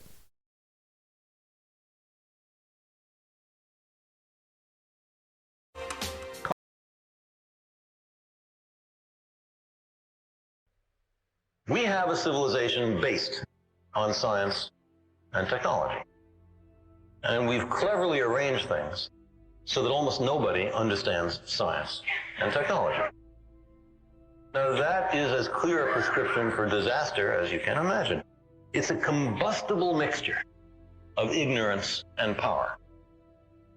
There's another, just speaking personally, another reason why I think popularizing science is important, why I try to do it.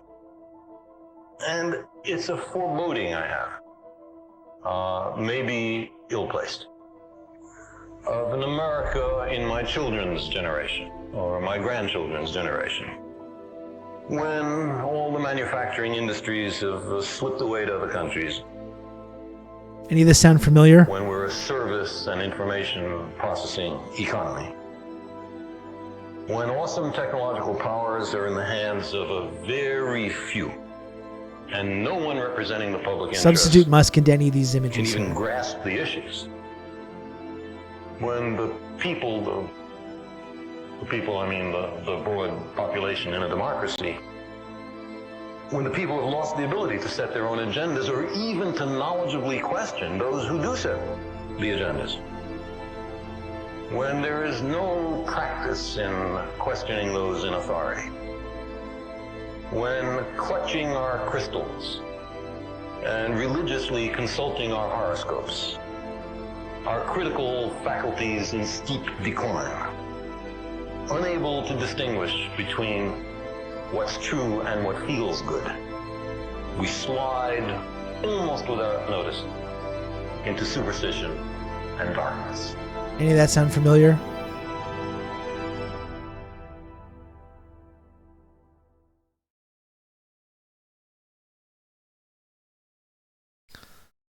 Watching some of these Carl Sagan clips is probably a nice antidote to all the Musk bullshit. Astronomers of our time, he is known for bringing the heavens to our living rooms with his PBS series Cosmos. Cosmos is so fucking great too. Demon-haunted world, science as a candle in the dark. It explores the country's growing fascination with pseudoscience, astrology, faith heals, the supernatural, and the like. All superstitions that he says threaten. Also, something that became very prevalent towards the collapse of the Soviet Union, as we've talked about before as well. True science. I am pleased to have him it's here. real end of civilization stuff when this stuff starts to really Duncan, emerge. Professor of Astronomy and Space Sciences and Director of the Laboratory for Planetary Studies at Cornell University, Distinguished Visiting Science at the Jet Propulsion Laboratory, California Institute of Technology, and co-founder and president of the Planetary Society, the largest space interest group in the world, and a former Pulitzer Prize winner. Welcome back, sir. Thank you, sir. Great to see you. Listen to this. I hate to read too much, but this is... I think he died shortly after this. This is from the New York Times for Friday, May 24. Americans flunk science, a study finds. Less than half of all American adults understand that the Earth orbits the sun yearly, according to a basic science survey. Nevertheless, there's enthusiasm for research, except in some fields like genetic engineering and nuclear power that are viewed with suspicion. Only about 25% of American adults get passing grades in a National Science Foundation survey of what people know about basic science and economics. I mean, this is singing your song, isn't it? Well, it's certainly what I'm talking about in the demon-haunted world. My feeling, Charlie, is that it's not that pseudoscience and superstition and New Age so-called beliefs and fundamentalist zealotry are something new. They've been with us for as long as we've been human. But we live in an age based on science and technology with formidable technological powers. Science and technology are propelling us forward at accelerating rates. That's right. And if we don't understand it, by we I mean the general public, if it's something that, oh, I'm not good at that, I don't know anything about it, then who is making all the decisions about science and technology? Like, let's look at this clip in the context of someone like Musk becoming this like powerful industrialist and convincing everyone, right? He counts on us not understanding these concepts. That's how someone like Musk is able to perpetuate this kind of fraud. This is exactly the kind of thing that Sagan was warning about, right? Where if we had this more of a public understanding of how these things work, we wouldn't be able to be bamboozled or conned by frauds like Elon Musk to the same extent, or Mark Zuckerberg, or Bezos, or any of these big tech billionaires, you know, or any of these crypto guys. Imagine, like, think about what Sagan is saying in the context of the crypto industry, right? It's so fucking foreboding. Technology that are going to determine what kind of future our children live in. Just some members of Congress, but there's no more than a handful of members of Congress with any background in science at all. And the They're all Republican fucking lawyers. Congress has just abolished its own Office of Technology Assessment, the organization that gave them bipartisan, competent advice on science and technology. You've just They said, become an elite "We member don't want of the to know." Friendship Triangle. Oh my goodness, Sean. Sean, thank you so much for the 5 gifted subs. Merry Ribmas indeed. Sean, I really appreciate it. Thank you. Thank you very much. Really kind of you. And again, if you're a lurker, if you're just tuning in for the first time, please follow the channel or subscribe to the channel if you want to. This is a really wonderful community. And if some of the things going on in our society make you feel like smacking yourself in the fucking head with a ball peen hammer, well then this community is for you, because there's people that will probably agree with you about a number of these things.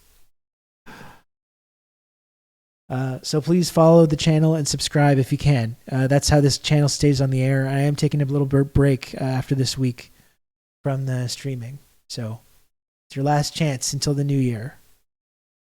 Don't tell us about science. Surprising, because Gingrich is genuinely interested, I think, in these kinds of things as a, out of his own intellectual curiosity. Does the president still have a science advisor? He does, John Gibbon, and the vice president is scientifically literate. Yes.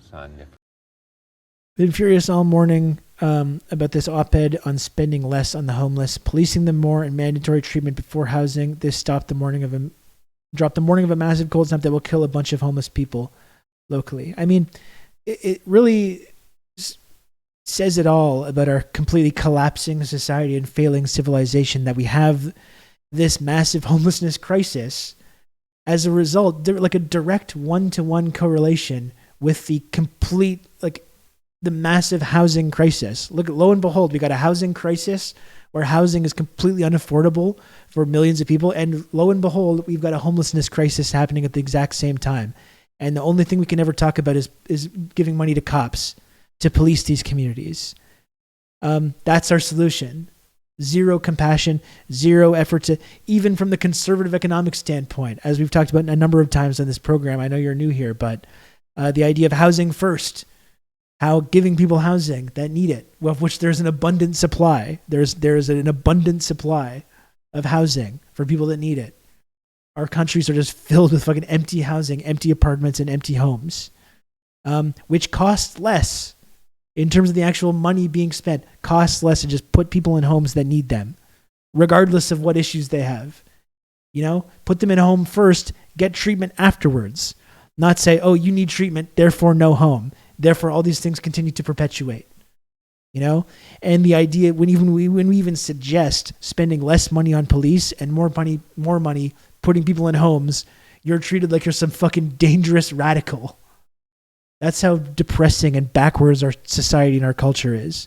You get treated like a dangerous radical for suggesting that we should put people in homes rather than put billions of dollars into this endless money pit of policing and empowering and militarizing these violent testosterone-fueled meatheads who fucking fall down to the ground and go into spasms when they touch a dollar bill that they think has fentanyl on it. And that's where our resources go, and not into putting people in homes. You know, it's sickening. Scientifically, a science maven. I mean, you blast them all. Creationist, Christian scientists who you say would rather allow their children to suffer than give them insulin or antibiotics. Astrologers come in for particular scorn on your part. Well, I would say scorn, just derision. Derision. A more generous version of scorn. He would get canceled for this take today. What's the danger of all this? I mean, you know, this is not the thing that... There's two kinds of dangers. One is what I just talked about, that we've arranged a society based on science and technology in which nobody understands anything about science and technology. And this combustible mixture of ignorance and power, sooner or later, is going to blow up in our faces. I mean, who is running the science and technology in a democracy if the people don't know anything about it? And the second It's reason Elon Musk. I'm worried about this. It's Elon Musk. That's who's running science and technology. More than a body of knowledge. It's a way Fucking of con men that know nothing, that know nothing about any of these subjects. Interrogating the universe with a fine understanding of human fallibility. If we are not able to ask skeptical questions, to interrogate those who tell us that something is true, to be skeptical of those in authority, then we're up for grabs for the next charlatan, political or religious, who comes ambling along. It's a thing that Jefferson Does that sound familiar? laid great stress on. It wasn't enough, he said, to enshrine some rights in a constitution or a Bill of Rights. The people had to be educated, and they had to practice their skepticism and their education. We're living in Sagan's nightmare world now. Like, he saw all of this happening, and we're living in his absolute nightmare come to life. We're all falling victim to these fucking frauds on a daily basis. You know, whether it's Trump, whether it's Musk, whether it's SBF, you know, our society is just crawling with these fucking people, these charlatans that he was warning us about. Otherwise, we don't run the government. The government runs us. Jefferson was amazing in his devotion to science. We think of Jefferson as this man who was literate and who was a passionate articulator of freedom. But if you go to Monticello, exactly, you don't have to hand it to Jefferson. He was at heart a scientist, a botanist, an You do not have to hand it to him. geologist. And if you Meriwether Lewis, as we know from Stephen Ambrose, you know, he wanted him to go out and do experimentations and explore and be skeptical and find answers to passages and explore the West. Exactly right. And there was also an economic grail there if the Northwest Passage was found.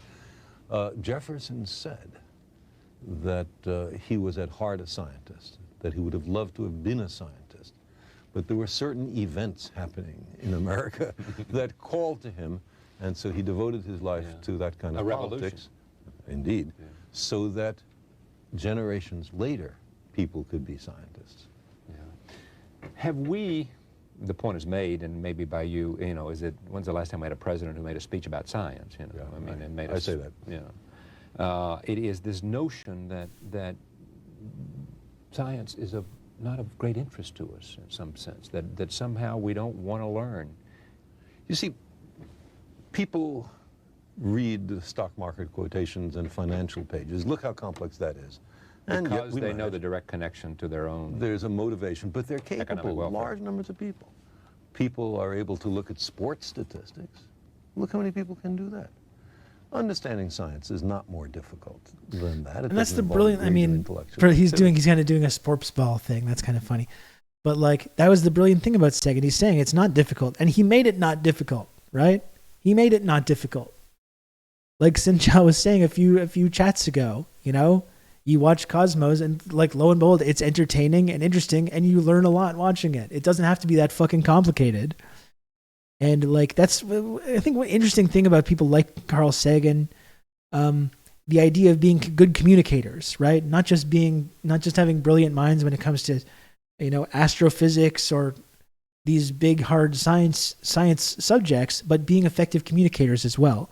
Talk about, and made it poetic, exactly. Yeah, talk about the differences with someone like Musk, who doesn't have the knowledge, and of course is not able to effectively communicate it to people because he's talking out of his fucking ass the whole time. Whereas Sagan has all these brilliant ideas, and he's able to effectively communicate and make it easy for a child to understand, easy enough that a child can understand it. And I'm sure there's many people out there like that today, but we don't really have the same system in place in our society where we promote people like this, and it's just the people that get promoted, like now Neil deGrasse Tyson, is a supposed Sagan acolyte, have these fucking completely distorted, warped views of all these things. Yeah, I love those Feynman lectures are great from what I've seen. I think Feynman's kind of a controversial figure because he's an absolutely incredible communicator when it comes to these scientific concepts. I believe Feynman has been canceled, though, unfortunately. Because I know what you're saying. I know for my dad, Feynman was a big influence as well. But I think someone who personally was kind of didn't live up to the standard that he said as a scientific communicators. Anyway, I don't want to get too much into Richard Feynman cancellation discourse, but undeniably a very effective communicator when it comes to these scientific concepts. But the thing about science is, first of all, it's after the way the universe really is and not what makes us feel good. And a lot of the competing doctrines are after what feels good and not what's true. Okay, but you got to make, I'm not sure you'll go this far with me, but I mean, there's a lot of that is about feeling good, and there's a lot of that that's about hocus pocus, but at the same time, there are millions of people. And everyone tips, that puts him ahead of Stephen Hawking. Science does not prove religion, but because religion is faith-based, and therefore you should not deny the value of it because it is faith-based and not scientific. But let's look a little more deeply into that. What is faith? It is belief in the absence of evidence. And you see as well, like Sagan is getting into this. He's a skeptic, right? He's a skeptic about religion. He's a skeptic about all these things, but not in a reactionary way. Like think about Richard Dawkins. Talk about scientific communicators and the ways that they've gone into like these incredibly reactionary directions. Or taking that kind of skepticism or devotion to science to talk you through all this, and using it to like specifically target like Muslim people while they're under this like massive surveillance program, while there's constant like being talked about in our media and in our entertainment industry as being these deviant terrorists and violent people, and then people like Richard Dawkins piling on that, or people like fucking Sam Harris and all these guys, the incredibly reactionary direction that a lot of these folks have gone, and that's not something that Sagan, I think, was interested in doing. You can be a materialist without being a dickhead bigot. It's true. So it is possible. It is possible. Yeah, Sam Harris is another fraud. Absolutely. One of Chomsky's greatest achievements was absolutely humiliating and exposing Sam Harris for being a complete fraud as well. For sure. But it's like, that's what I mean. It's like a lot of the stuff that Sagan is articulating here is so valuable.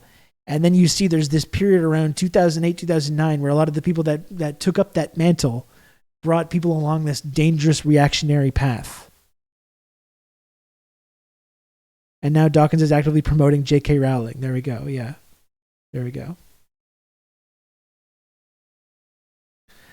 Yeah, Dawkins shitting on the Muslim call to prayer in the same sentence he admires cathedral bells was all I needed to know. That was really kind of says it all, puts it all out there, doesn't it? Says it all. And thank you, Comrade Social Distancing, for another gifted sub. I think I thanked you for a phantom sub a while ago, so that counts. That counts towards that.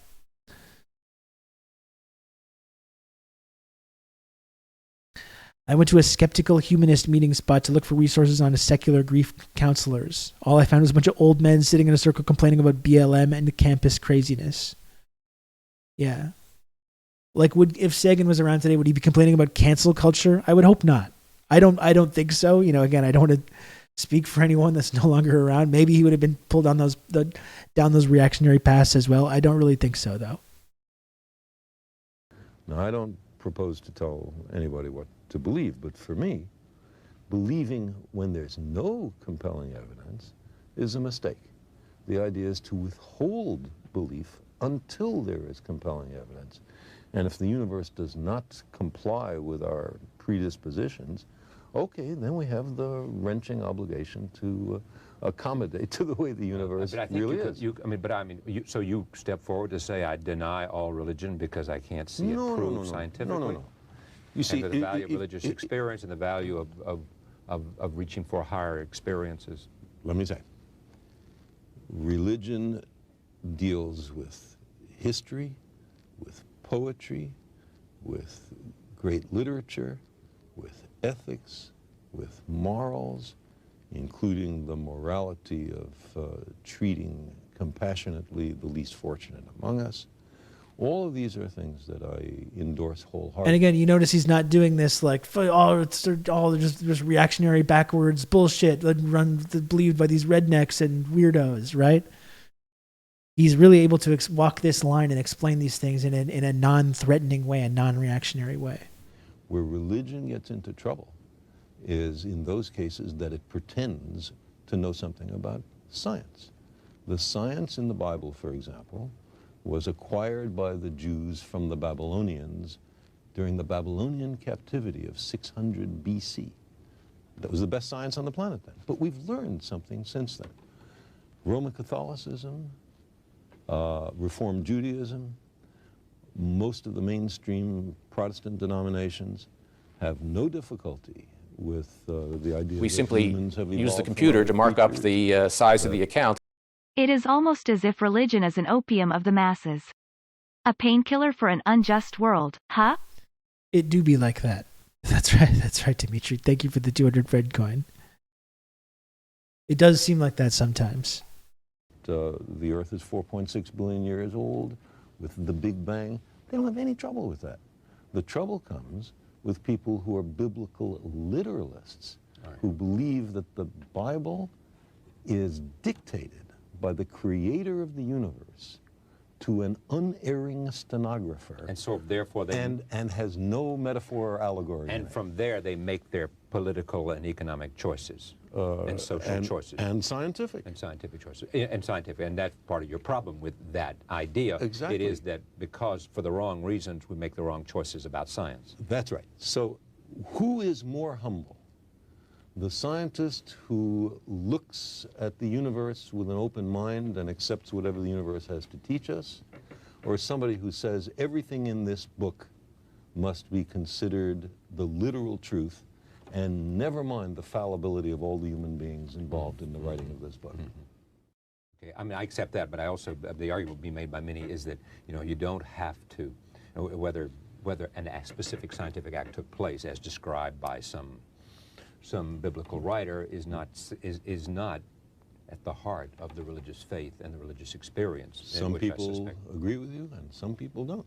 Some people think that every jot and tittle in the Bible is essential. You throw one thing away to allegory or metaphor, then it's up to everybody to make their own decision. Then how are we, a lot of this has to do with science in the United States. Are we different than other nations? Absolutely not. You can see this worldwide. In India, there's a madness about astrology. In Britain, it's ghosts. In Germany, it's rays coming up from the Earth that can only be detected by dowsers.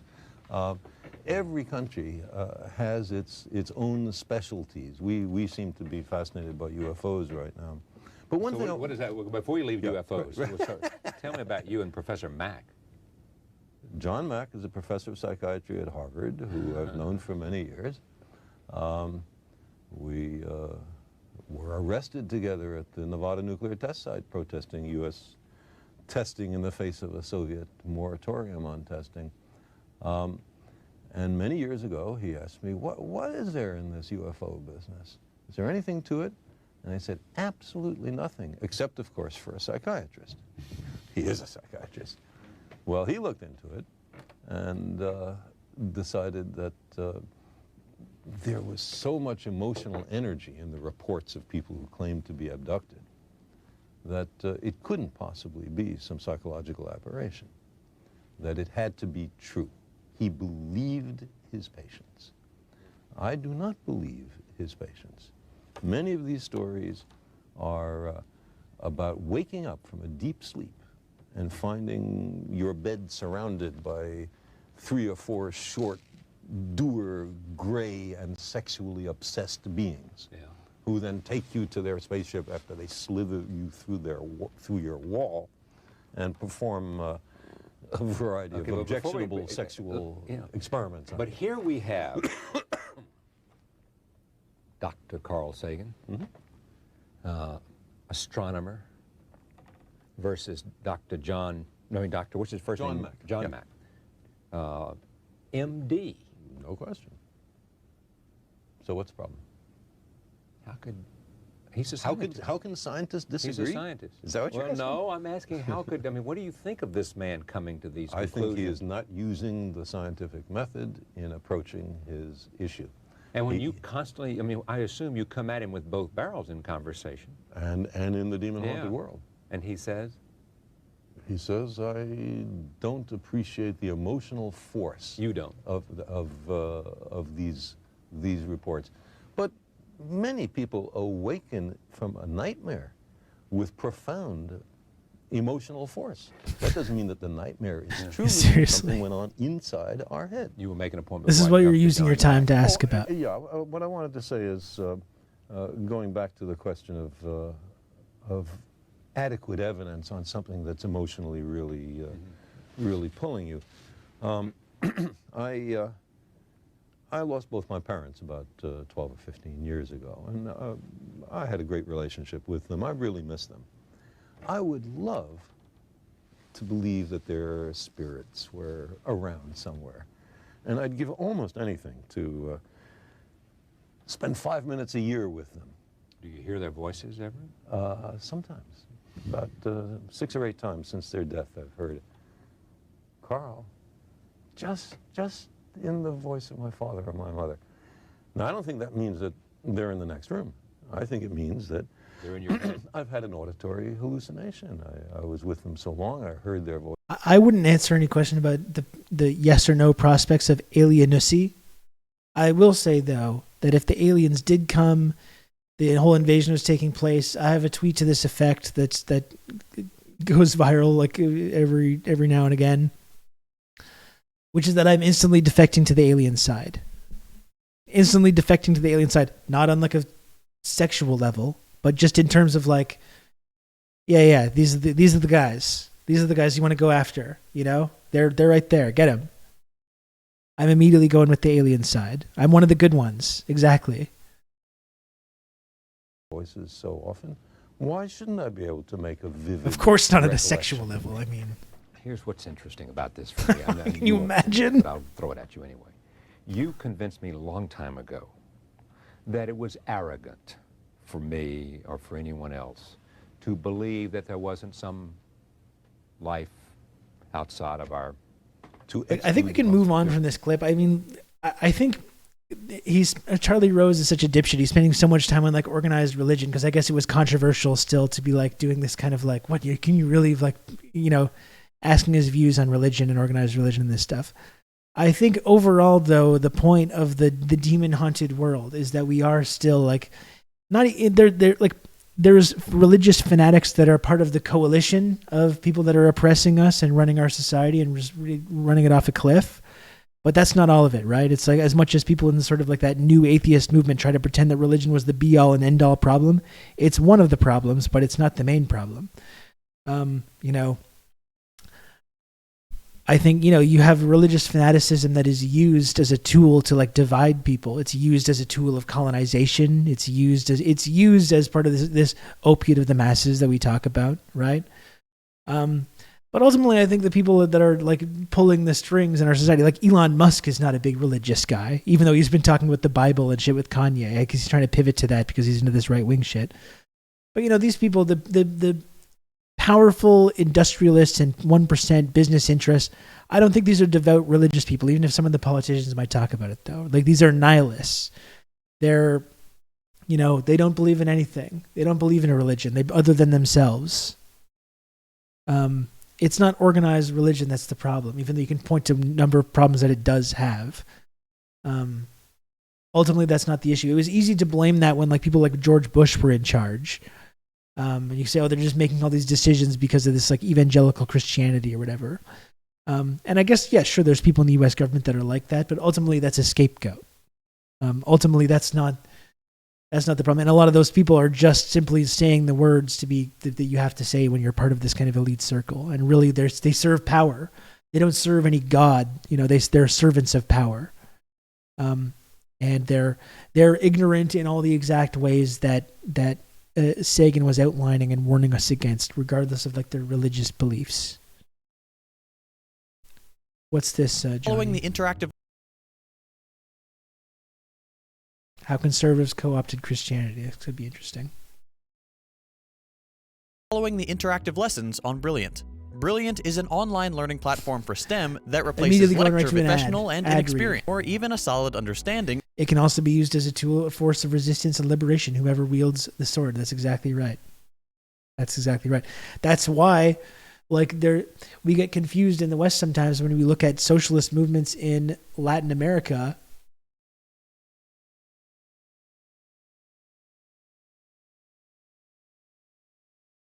Oh, okay, Johnny, I think you just gave me you gave me like the timestamp on this. We can take a look at this. I thought you were just like going us to the ad read at the end. I was wondering why. No, but that's why we can be confused sometimes when we look at socialist movements in Latin America and seeing this kind of like very religious strain to it. Or why we don't think that they go far enough on certain things like abortion rights or LGBTQ rights, but that's because of the strong religious streak in these communities. Like this, it's been an essential part of these socialist movements, and that's why they can make up these different characteristics. His stream is just all ads. That's right. Yeah, we can take a look at this clip. You know, I'm fine with that. What is this? 20 minutes? Yeah, I can probably go after that. I think. Let's look at this clip from Second Thought. Are conservative. About this. At least that's probably what you and millions of Americans instinctively think when religion and politics come up together. To be fair, when people think of Christianity and politics in America, it's usually because of the Republican Party. Topics like abortion, LGBTQ rights, and religion in public spaces are key battlegrounds for Republicans, and are almost always top issues for Christian voters. For years, the Republican Party has worked very hard to make sure that when you think of a controversial religious topic, they are the party on the Christian side. But why is that the case? In this episode, Cuba also we'll managed to explore move the towards origins of the LGBTQ link rights between despite having conservatism large and religious Christianity, elements, for and sure. consider Yeah, how for religion sure. can be used in a more positive, progressive way that actually reflects the radical egalitarianism of Jesus. Let's jump in. If you live in the United States, it's pretty easy to make the assumption that Christianity has always been a conservative thing. But has it really? You might be surprised to learn that no. It's only been since the 80s that Christianity has been so strongly associated with conservatism. At its inception, and among the first people to practice Christianity, the teachings of Jesus. Holy Lord. Holy Lord. Calm like a Tom. Calm like a Tom. Thank you so, so much. Calm like a Tom. For the 10 gifted subs. That is so kind of you. Thank you. Here you go. This is for you. It's a 4 days before Christmas miracle. That's right. Wow. Okay, Rob. Seriously, wow. Thank you very, very much, Calm Like a Tom. I really appreciate it. Were interpreted and implemented in a pretty socialist way. The early church and Christian founding figures like Basil of Caesarea and John Chrysostom lived according to what we would now consider socialist principles. The common ownership of property, the community providing for the needy, and criticism of those who hoarded wealth from labor. Several accounts from the time describe Christian social systems as not being founded on ruthless competition, the privatization of the means of production, nor on the veneration of greed that capitalism is characterized by today, but rather on the same values we find in leftist literature. Over time, Christianity spread and diversified, often in more politically varied ways. Still, many groups continued to espouse an egalitarian conception of community and development, with leftist Christian groups existing throughout the world, and eventually appearing in America alongside the more well-known proto-capitalist Calvinists. Calvinists aside, American Christianity often took on a progressive character. Most famously, the early 20th century saw movements like the social gospel bringing progressive religion to the forefront of American life. In 1917, Walter Rauschenbusch, a central figure in the social gospel, published a manuscript for the new religious movement, in which he rips apart capitalist exploitation of labor, their responsibility for imperialism, colonialism, war, political autocracy, and economic oligarchy, all through the lens of Christianity. Christian ethics, Rauschenbusch argued, were completely incompatible with those of capitalism. This, in turn, launched a movement of broad-spanning social justice that came to influence American politics the nation over. His work deeply shaped the American conception of religious morality, in everything from the New Deal to the Civil Rights Movement and the central role played in it by... Sorry.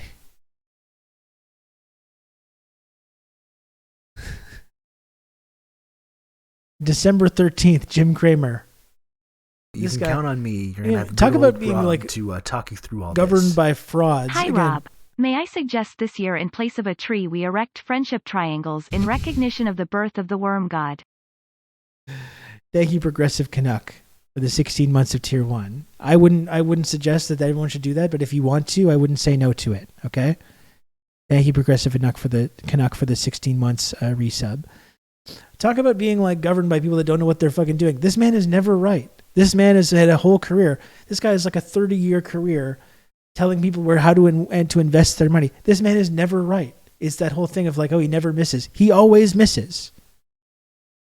He always misses each and every time. These are the people that are put in charge to explain these complicated concepts to us. Not only are frauds like Elon Musk there telling us how science works, and we're supposed to just believe their bullshit, even if they have no idea what they're talking about. But the economics as well, the science of economics. Jim Cramer is like a religious disciple of this like neoliberal economics 101 thing, and explaining it to the people that just can't wrap their minds around it and is wrong each and every time. Each and every fucking time.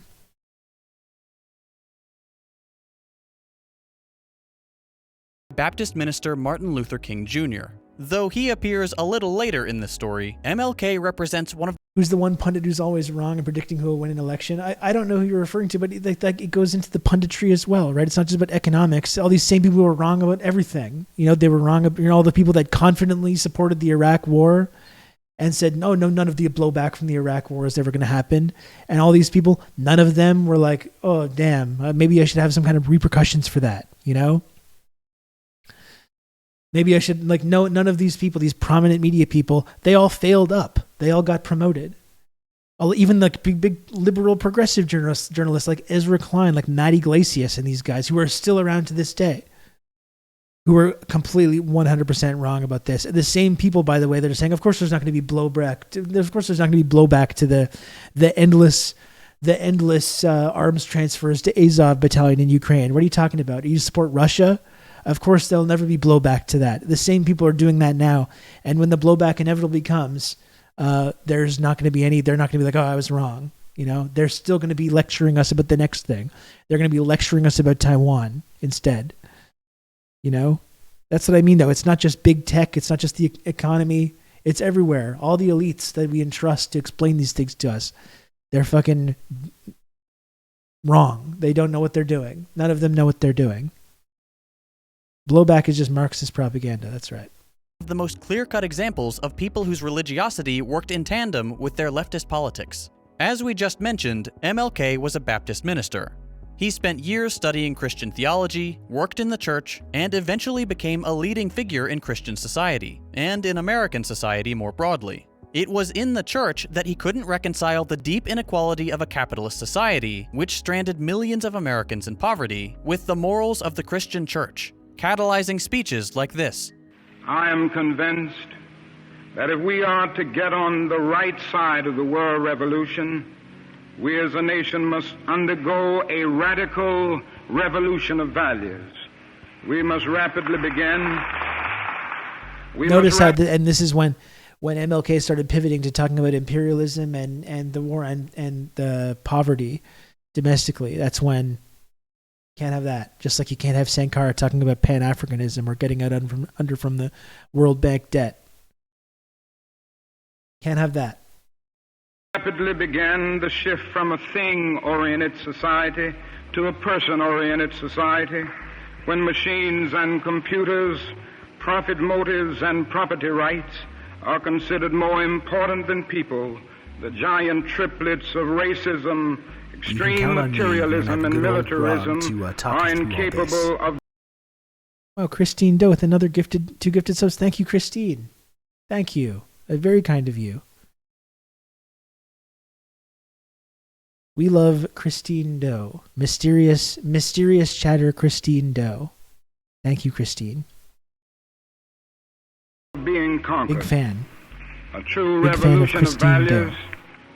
will soon cause us to question the fairness and justice of many of our past and present policies. You're going to have good old Rob. On the one talk hand, you we are through all this. called to play the Good Samaritan on life's roadside.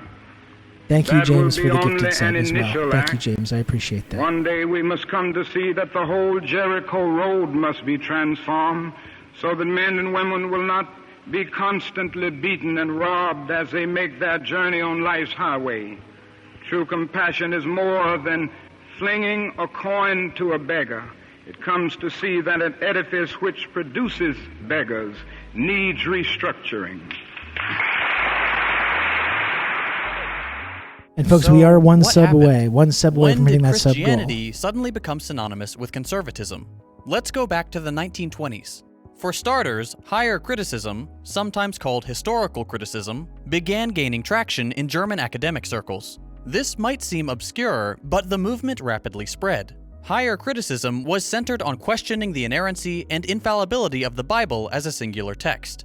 Scholars started asking more profound questions about the Bible, like when was it written, by whom, and how soon after the events that it relates. The answers were not always in line with what Christians had been hearing at church. Essentially, these were the kinds of questions that started creating fissures among Protestants between those who saw the Bible as infallible and rejected any critique or critical observation of its nature, and those who integrated emerging science into their faith.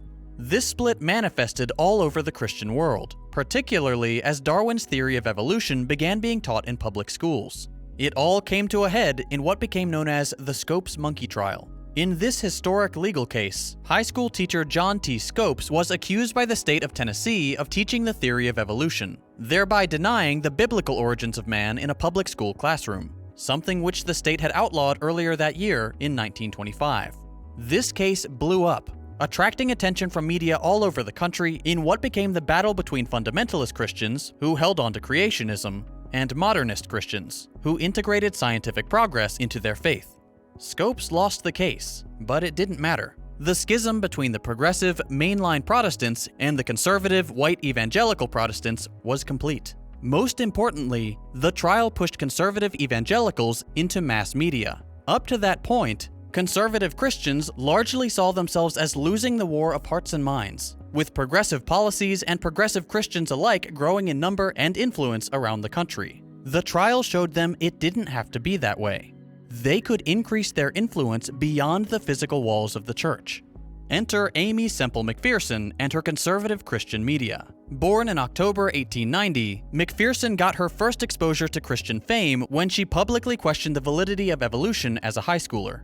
This public gesture garnered the attention of her native Canada and its burgeoning anti-evolution movement, setting her along a pretty unique path for her time: conservative Christian celebrity. Not long after her first brush with fame, McPherson began evangelizing and eventually moved to Los Angeles. There, among the Hollywood crowd, McPherson tapped into her power as a charismatic speaker, and soon after Canada. into the growing power of radio. McPherson chained together sermons with magazines, plays, and, most importantly, radio shows, garnering massive audiences in Hollywood and around the country. It's hard to overstate the power that McPherson's sermons had on conservative Christianity. Not only did she practically create the concept of televangelism, her fame simultaneously brought about the first American megachurch, bringing in tens of thousands to a new era of Christianity, all the while knotting together conservatism with the more typically progressive faith.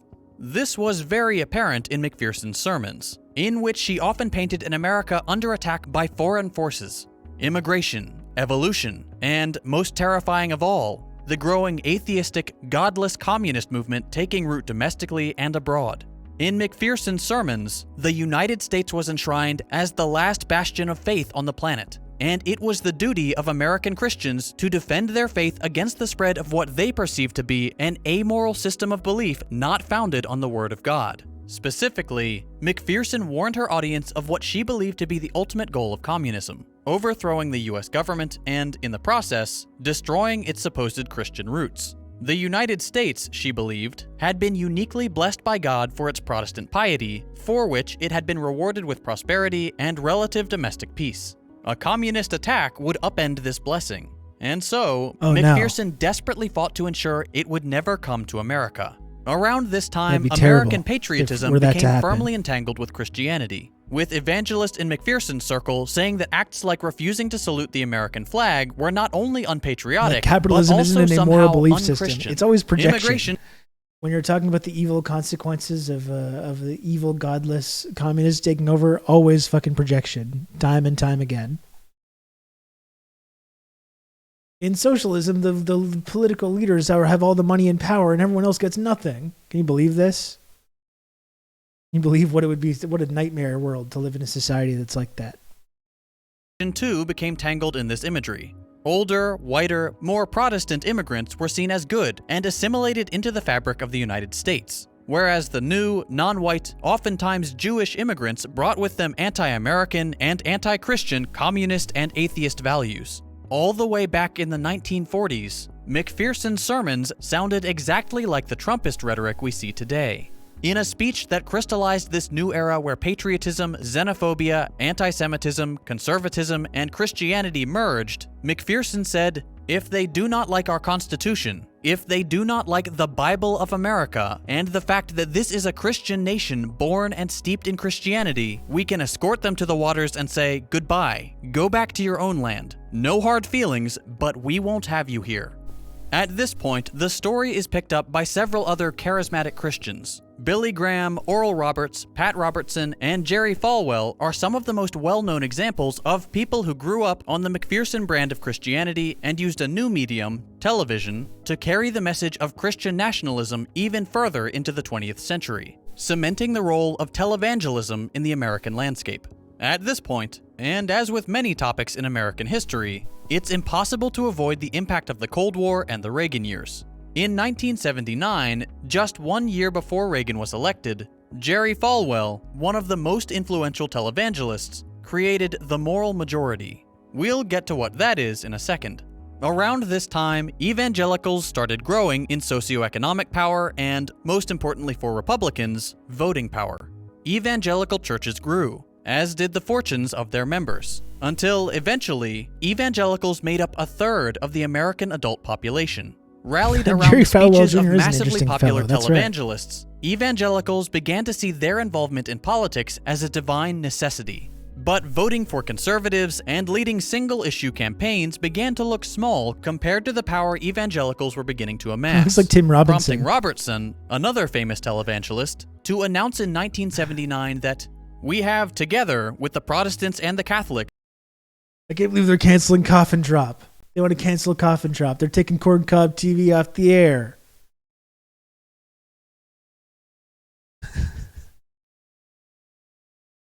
Evangelicals were beginning to amass, prompting Robertson, another famous televangelist, to announce in 1979 that we have, together with the Protestants and the Catholics, enough votes to run the country. And when the people say we've had enough, we are going to take over.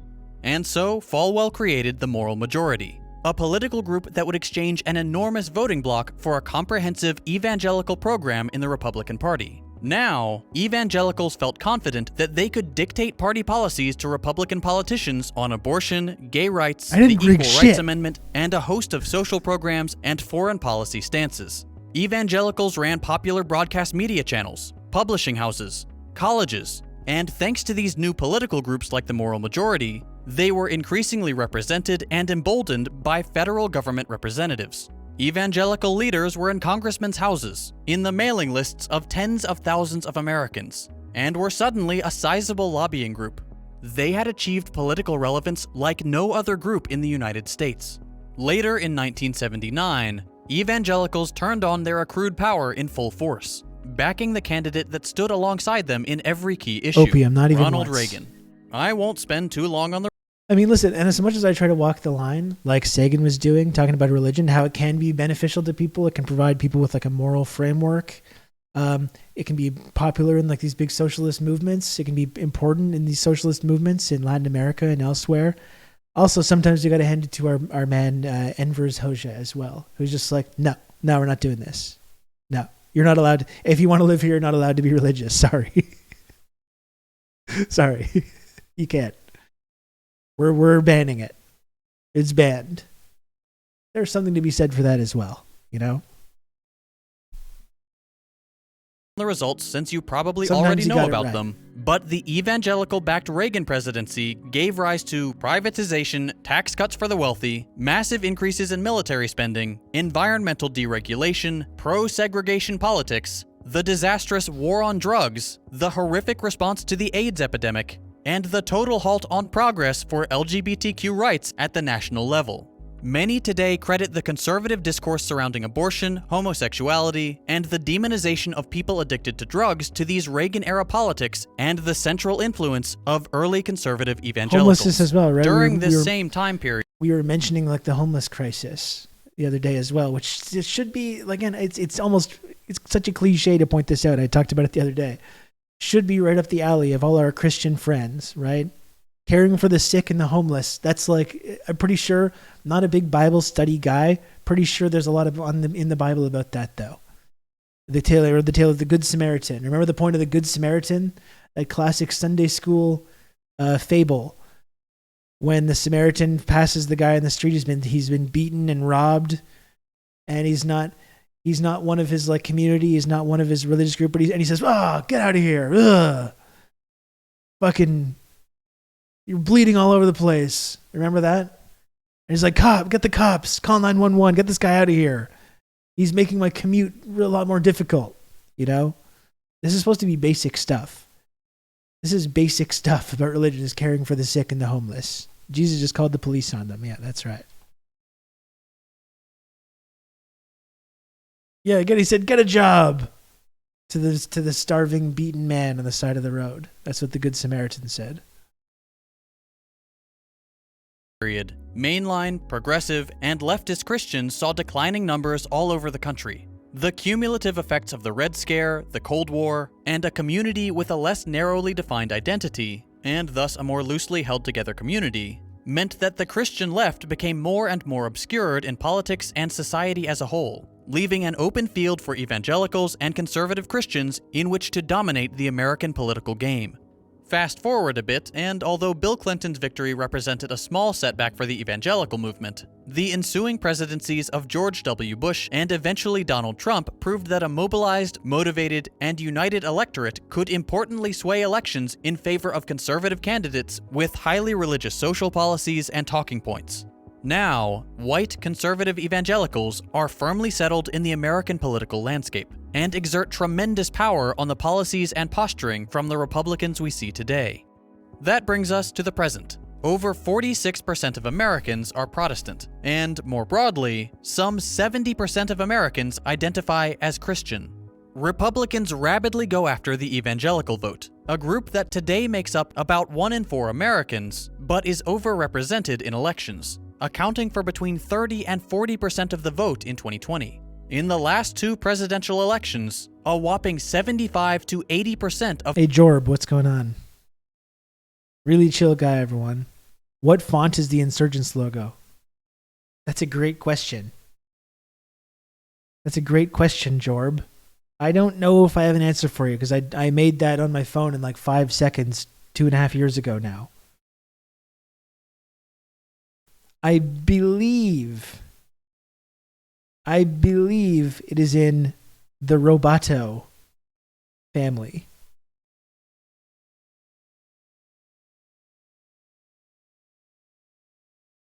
If I had to guess, Roboto, that's right. I believe it is Roboto Medium. I think, but I don't know. Of that white evangelical vote went to Donald Trump.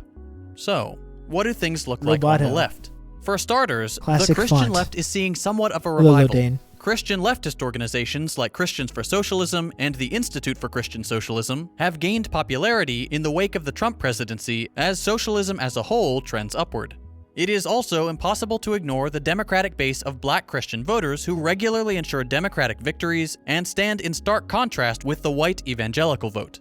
On the international stage, political parties on the left frequently embrace a Christian tradition in harmony with Welcome to leftist Tech or Talk otherwise TV. progressive politics. In many cases, Christian groups have defended progressive legislation here in the States. Like in 2014, when the United Church of Christ sued the state of North Carolina to defend same-sex marriage on the grounds of religious freedom.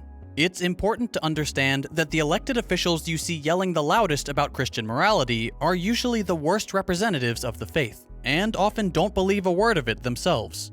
The most obvious example is Donald Trump, a man who, until launching his campaign for the presidency, did not make any attempt to pretend he was even remotely religious, and only adopted evangelical language. That was, I must admit though, it's very funny when Trump tries to he says so much contempt. It's so much contempt for this. He's like, this is what you hogs like, eh? You want to pick up your little book? This is what you like, isn't it? I'm going to stand here and holding up the book. You can tell he just never picked it up before. It's great. To secure that large and vital Republican voting bloc. But Daniel Republicans Plainview aren't the style, for only sure, ones yeah. at fault here. There are plenty of That's Democratic America. politicians who make a point of reminding people Foundation that they're of America. Christians, despite very few, if any, elected officials fighting for legislation that would actually help the poor, the sick, the elderly, or any of the cast aside and forgotten groups that Jesus called his followers to care for. In fact, these politicians often ignore the will of the people when it comes to things like universal healthcare or ending homelessness, things that have overwhelming support and are clearly more in line with their supposed Christian values than the corporate handouts they so frequently produce.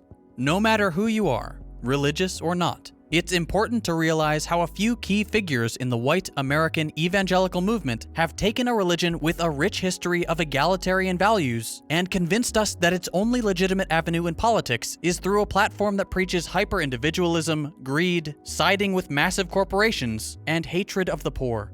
In spite of these efforts, plenty of people let their faith guide and supplement a socialist, humanitarian conception of society. Many Christian or otherwise religious people today suffer under a capitalist system of exploitation and alienation, both domestically and abroad. Correcting this notion that capitalism is somehow the decree of a God who preaches justice is critical to our success. And this applies to every religion. Hey, Farfly, I've what's up? interacted with countless socialists online and in person, and the Christians, Muslims, Buddhists, all the religious socialists have been among the most devoted to actually caring about improving the material realities of their fellow human beings. Regardless of what you think of religion as a whole, regardless of whether you consider yourself a religious person, we need to realize that the American version of Christianity has been co-opted and perverted for devious ends. The Christianity of modern-day white evangelicals bears no resemblance to the radical teachings of Jesus. If religious Americans truly want their faith to be a force for good, they must take their religion back from those who have turned it into a weapon I'm sure it's of going to evil. happen any day now. One thing I This is try why to stress religion in my bad is not videos is the materialist importance of analysis. Yeah, continually for sure. improving ourselves. Whether that's This is through some guy, Rob recognizing Russo, something we some care about leftist has been based in co-opted Canada. and working to I fix Dan it, Simpson, right? or Thank by you, Dan reading, Simpson. learning a new Individual, and I skill, found or this. any number of other ways to Thank be you, more Dan capable Simpson. today than we were yesterday. Get in here, Dan Simpson Raiders. What is up? Welcome. Get in. Smash the follow button if you haven't already. I'm Rob. Hello. As you can see, I'm like a guy here on Twitch. trying to engage in some revolutionary, anti-imperialist content, which I know Dan Simpson is all about. You know, Dan, the other day I tuned into one of your clips you were sharing online. I must say, Dan, you have a lovely singing voice, if you don't mind me saying so. If you don't mind me saying so. It's true. He does, folks. He does. This is a talented man. He can stream, he can do all kinds of stuff, and he can sing. This man can sing as well.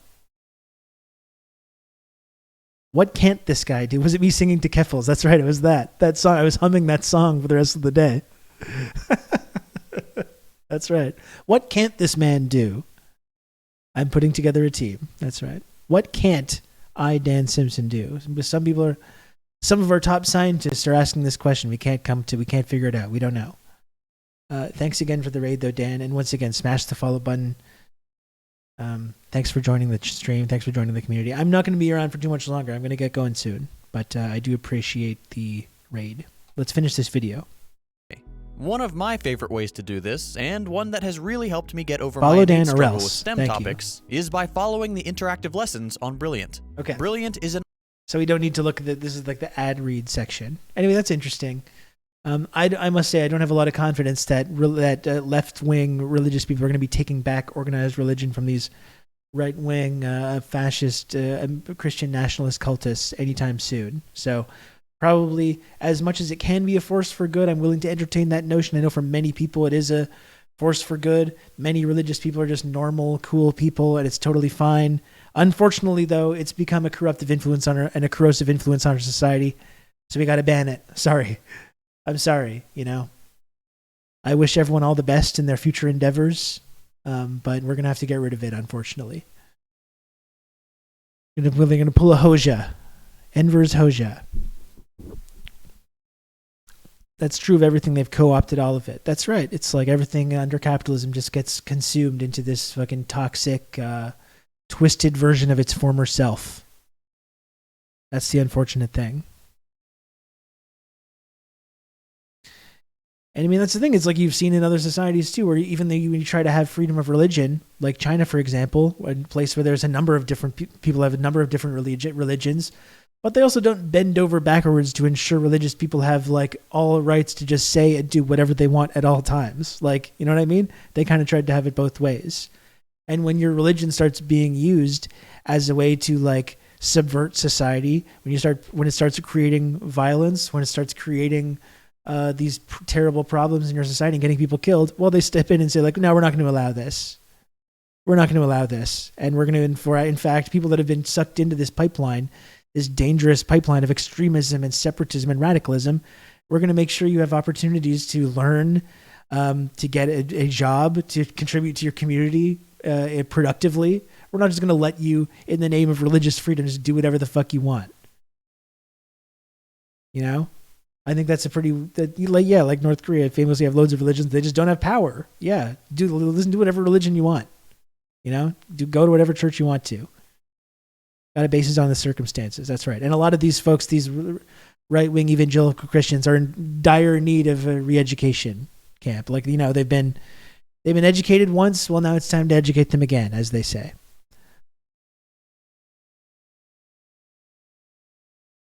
I think one more thing I wanted to take a look at before I go. Is this good? Okay, just to get us back on what we were doing originally. Again, I'm not a big business genius. I'm not a big science genius. Is this good, though? Is this good? I don't think so. I may not be an expert, but I don't think that's good. I don't think that's a good thing. If you're one of these business guys.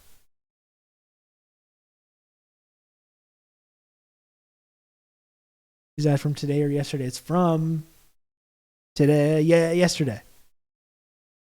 I thought it was today, but it was from yesterday. It's good if you're shorting it. That's right. It is an epic fail.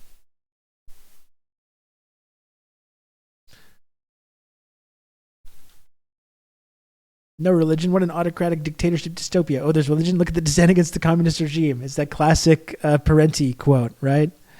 When the churches are empty, it's evidence that the regime is this authoritarian regime is taking people's rights of freedom of religion away. And when the churches are full, look at all these people dissenting against these secular, godless communists. You know, we're all immune to propaganda, though, of course. I got one more sub to go, folks. One more sub. Who's the generous chatter today that is going to push us over the edge and get to that elusive sub goal? Which generous chatter is it going to be?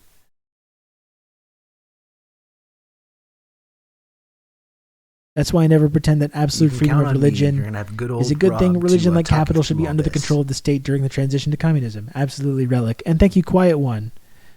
Very first gifted sub in the channel from Quiet 185. Very, very kind of you, Quiet 185. Thank you for that. I really appreciate it. Thank you. I am going to go soon. So once again, I'll be back tomorrow. I'm going to be talking tomorrow at least to Jack Allison of Struggle Session. I really wanted to get both the Struggle Session guys on, but I'm going to talk to Jack Allison tomorrow at 1 p.m. about Avatar: The Way of Water, maybe some other stuff as well. You know, I'm a big Jack head from way back. Jack is someone else that really encouraged me a lot and helped me out to get to where I am today. So really appreciate Fellow patriots, Jack Allison I am a lot. proudly celebrating Hanukkah in these dire times, and Kanye West has sent his goon squad after me, and I ain't backing down. Where's Leslie? I think Leslie is working during that time. I think that's the problem. But it'll be great to catch up with Jack anyways. Hopefully we can do Leslie, but we'll see. Yeah, I miss Jack AM as well. I mean, big influence on me just getting involved in Twitch in the first place. Thank you, Coal Mine, for the 23 months tier 1. Happy Hanukkah to you as well, despite going after the Kanye West Goon Squad after you. Sorry to hear that, Coal Mine. Thank you for the 23 months tier 1. One more month until Coal Mine has the official, highly elite, highly exclusive golden TRRS sub badge. Very, very exciting. Very exciting. So I'm going to get going soon. Yeah, I'll be back tomorrow to talk to Jack Allison. And then I think I'm going to be taking a bit of a break. Let me look at a calendar, actually. I think, I think that tomorrow's stream will probably be the last stream of the year. I don't know if I can afford to take time off, but I think I need to, mentally and psychologically, and come back strong in the new year. It's been a really difficult year, actually, for me. I don't know about you folks. I've really appreciated having this community during this year. It's been really hard. I'm really thankful, definitely, right now to have my family to spend time with over the holidays. I struggled a lot this year. I've not been super open about that. When I'm here on this stream, I feel like I'm a sort of a decent version of myself that I can project outwards to other people. But this year was really, really difficult for me, and I am looking forward to just taking a little bit of time to just spend time with, my partner and my son and our family, and really just focus on that. I think I am going to make more of an effort in the next year to not be quite so fixated in the online world and to have more of a grounding in like the actual real world. I think that's something I lost sight of a lot this year. And it had a really negative effect on my life, and the lives of people around me as well. So, regardless of that though, I really do appreciate this community a lot, and I appreciate everyone that tunes into this program. You all mean a lot to me. This community means a lot to me. And I'm really happy to be able to have this. So looking forward to just taking a little bit of time off, and we'll be back strong in the new year with more episodes, more content, more subversive content for everybody. My earbuds ran out of the heartfelt stuff. We love you. Keep it up, fella. Thank you, Dave. Thank you. I appreciate that.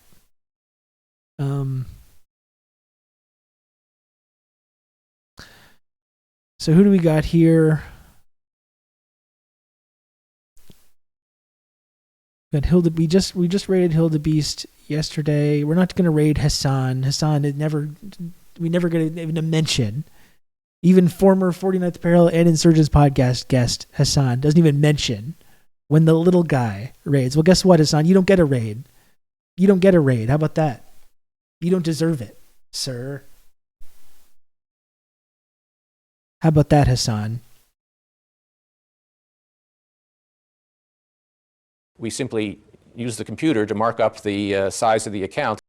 Hey Rob, just tuned in. Sorry I missed the show. Kino for Comrades back first week of Jan winking face. Oh yeah, Doc. That sounds great. I didn't want to raid you anyway. That's right. Thank you so much, Doc, for the 200 friend coin. I'm looking forward for more Kino for Comrades in the Discord server, and I fucking promise. I promise you. And by the way, Lowdown, speaking of promises, I meant to do the bit badges, but it won't work for some reason. It won't let me upload them. And I took a screenshot. I did try to do it though. I didn't break my promise. I kind of did, because considering they're not there, but I didn't intentionally. Am I not raiding? I just went to raid Left Flank Vets, and I don't think it worked. Jesus Christ. Avatar was wonderful. In fact, I'm going to talk about Avatar with Jack Allison tomorrow from Struggle Session. Thank you, Marty. In order to raid, I have to log out and log back in to Twitch. I don't know why. Okay, so yeah, raiding Left Flank Vets tomorrow will be fun. It will be great to talk to Jack Allison.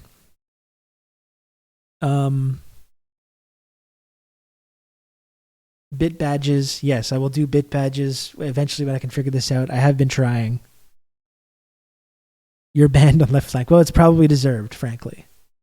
So, no, I don't know. I don't want to speak too soon, but I'm going to go ahead and take Left Flank Vet's side on that one without knowing anything about what happened. You take care too, Dimitri. Thanks for all your support this year. It's been great to have you in the community. It's been great to have all you in the community. You know, I really appreciate each and every one of you who tunes into this program. So thanks again, everyone. I'll talk to you tomorrow, okay?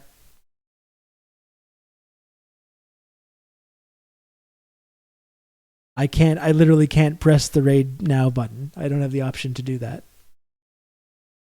You're one of the lurkers. Well, we appreciate you, Quiet One. Thank you. Thank you, Quiet One. Talk to you folks tomorrow. Goodbye.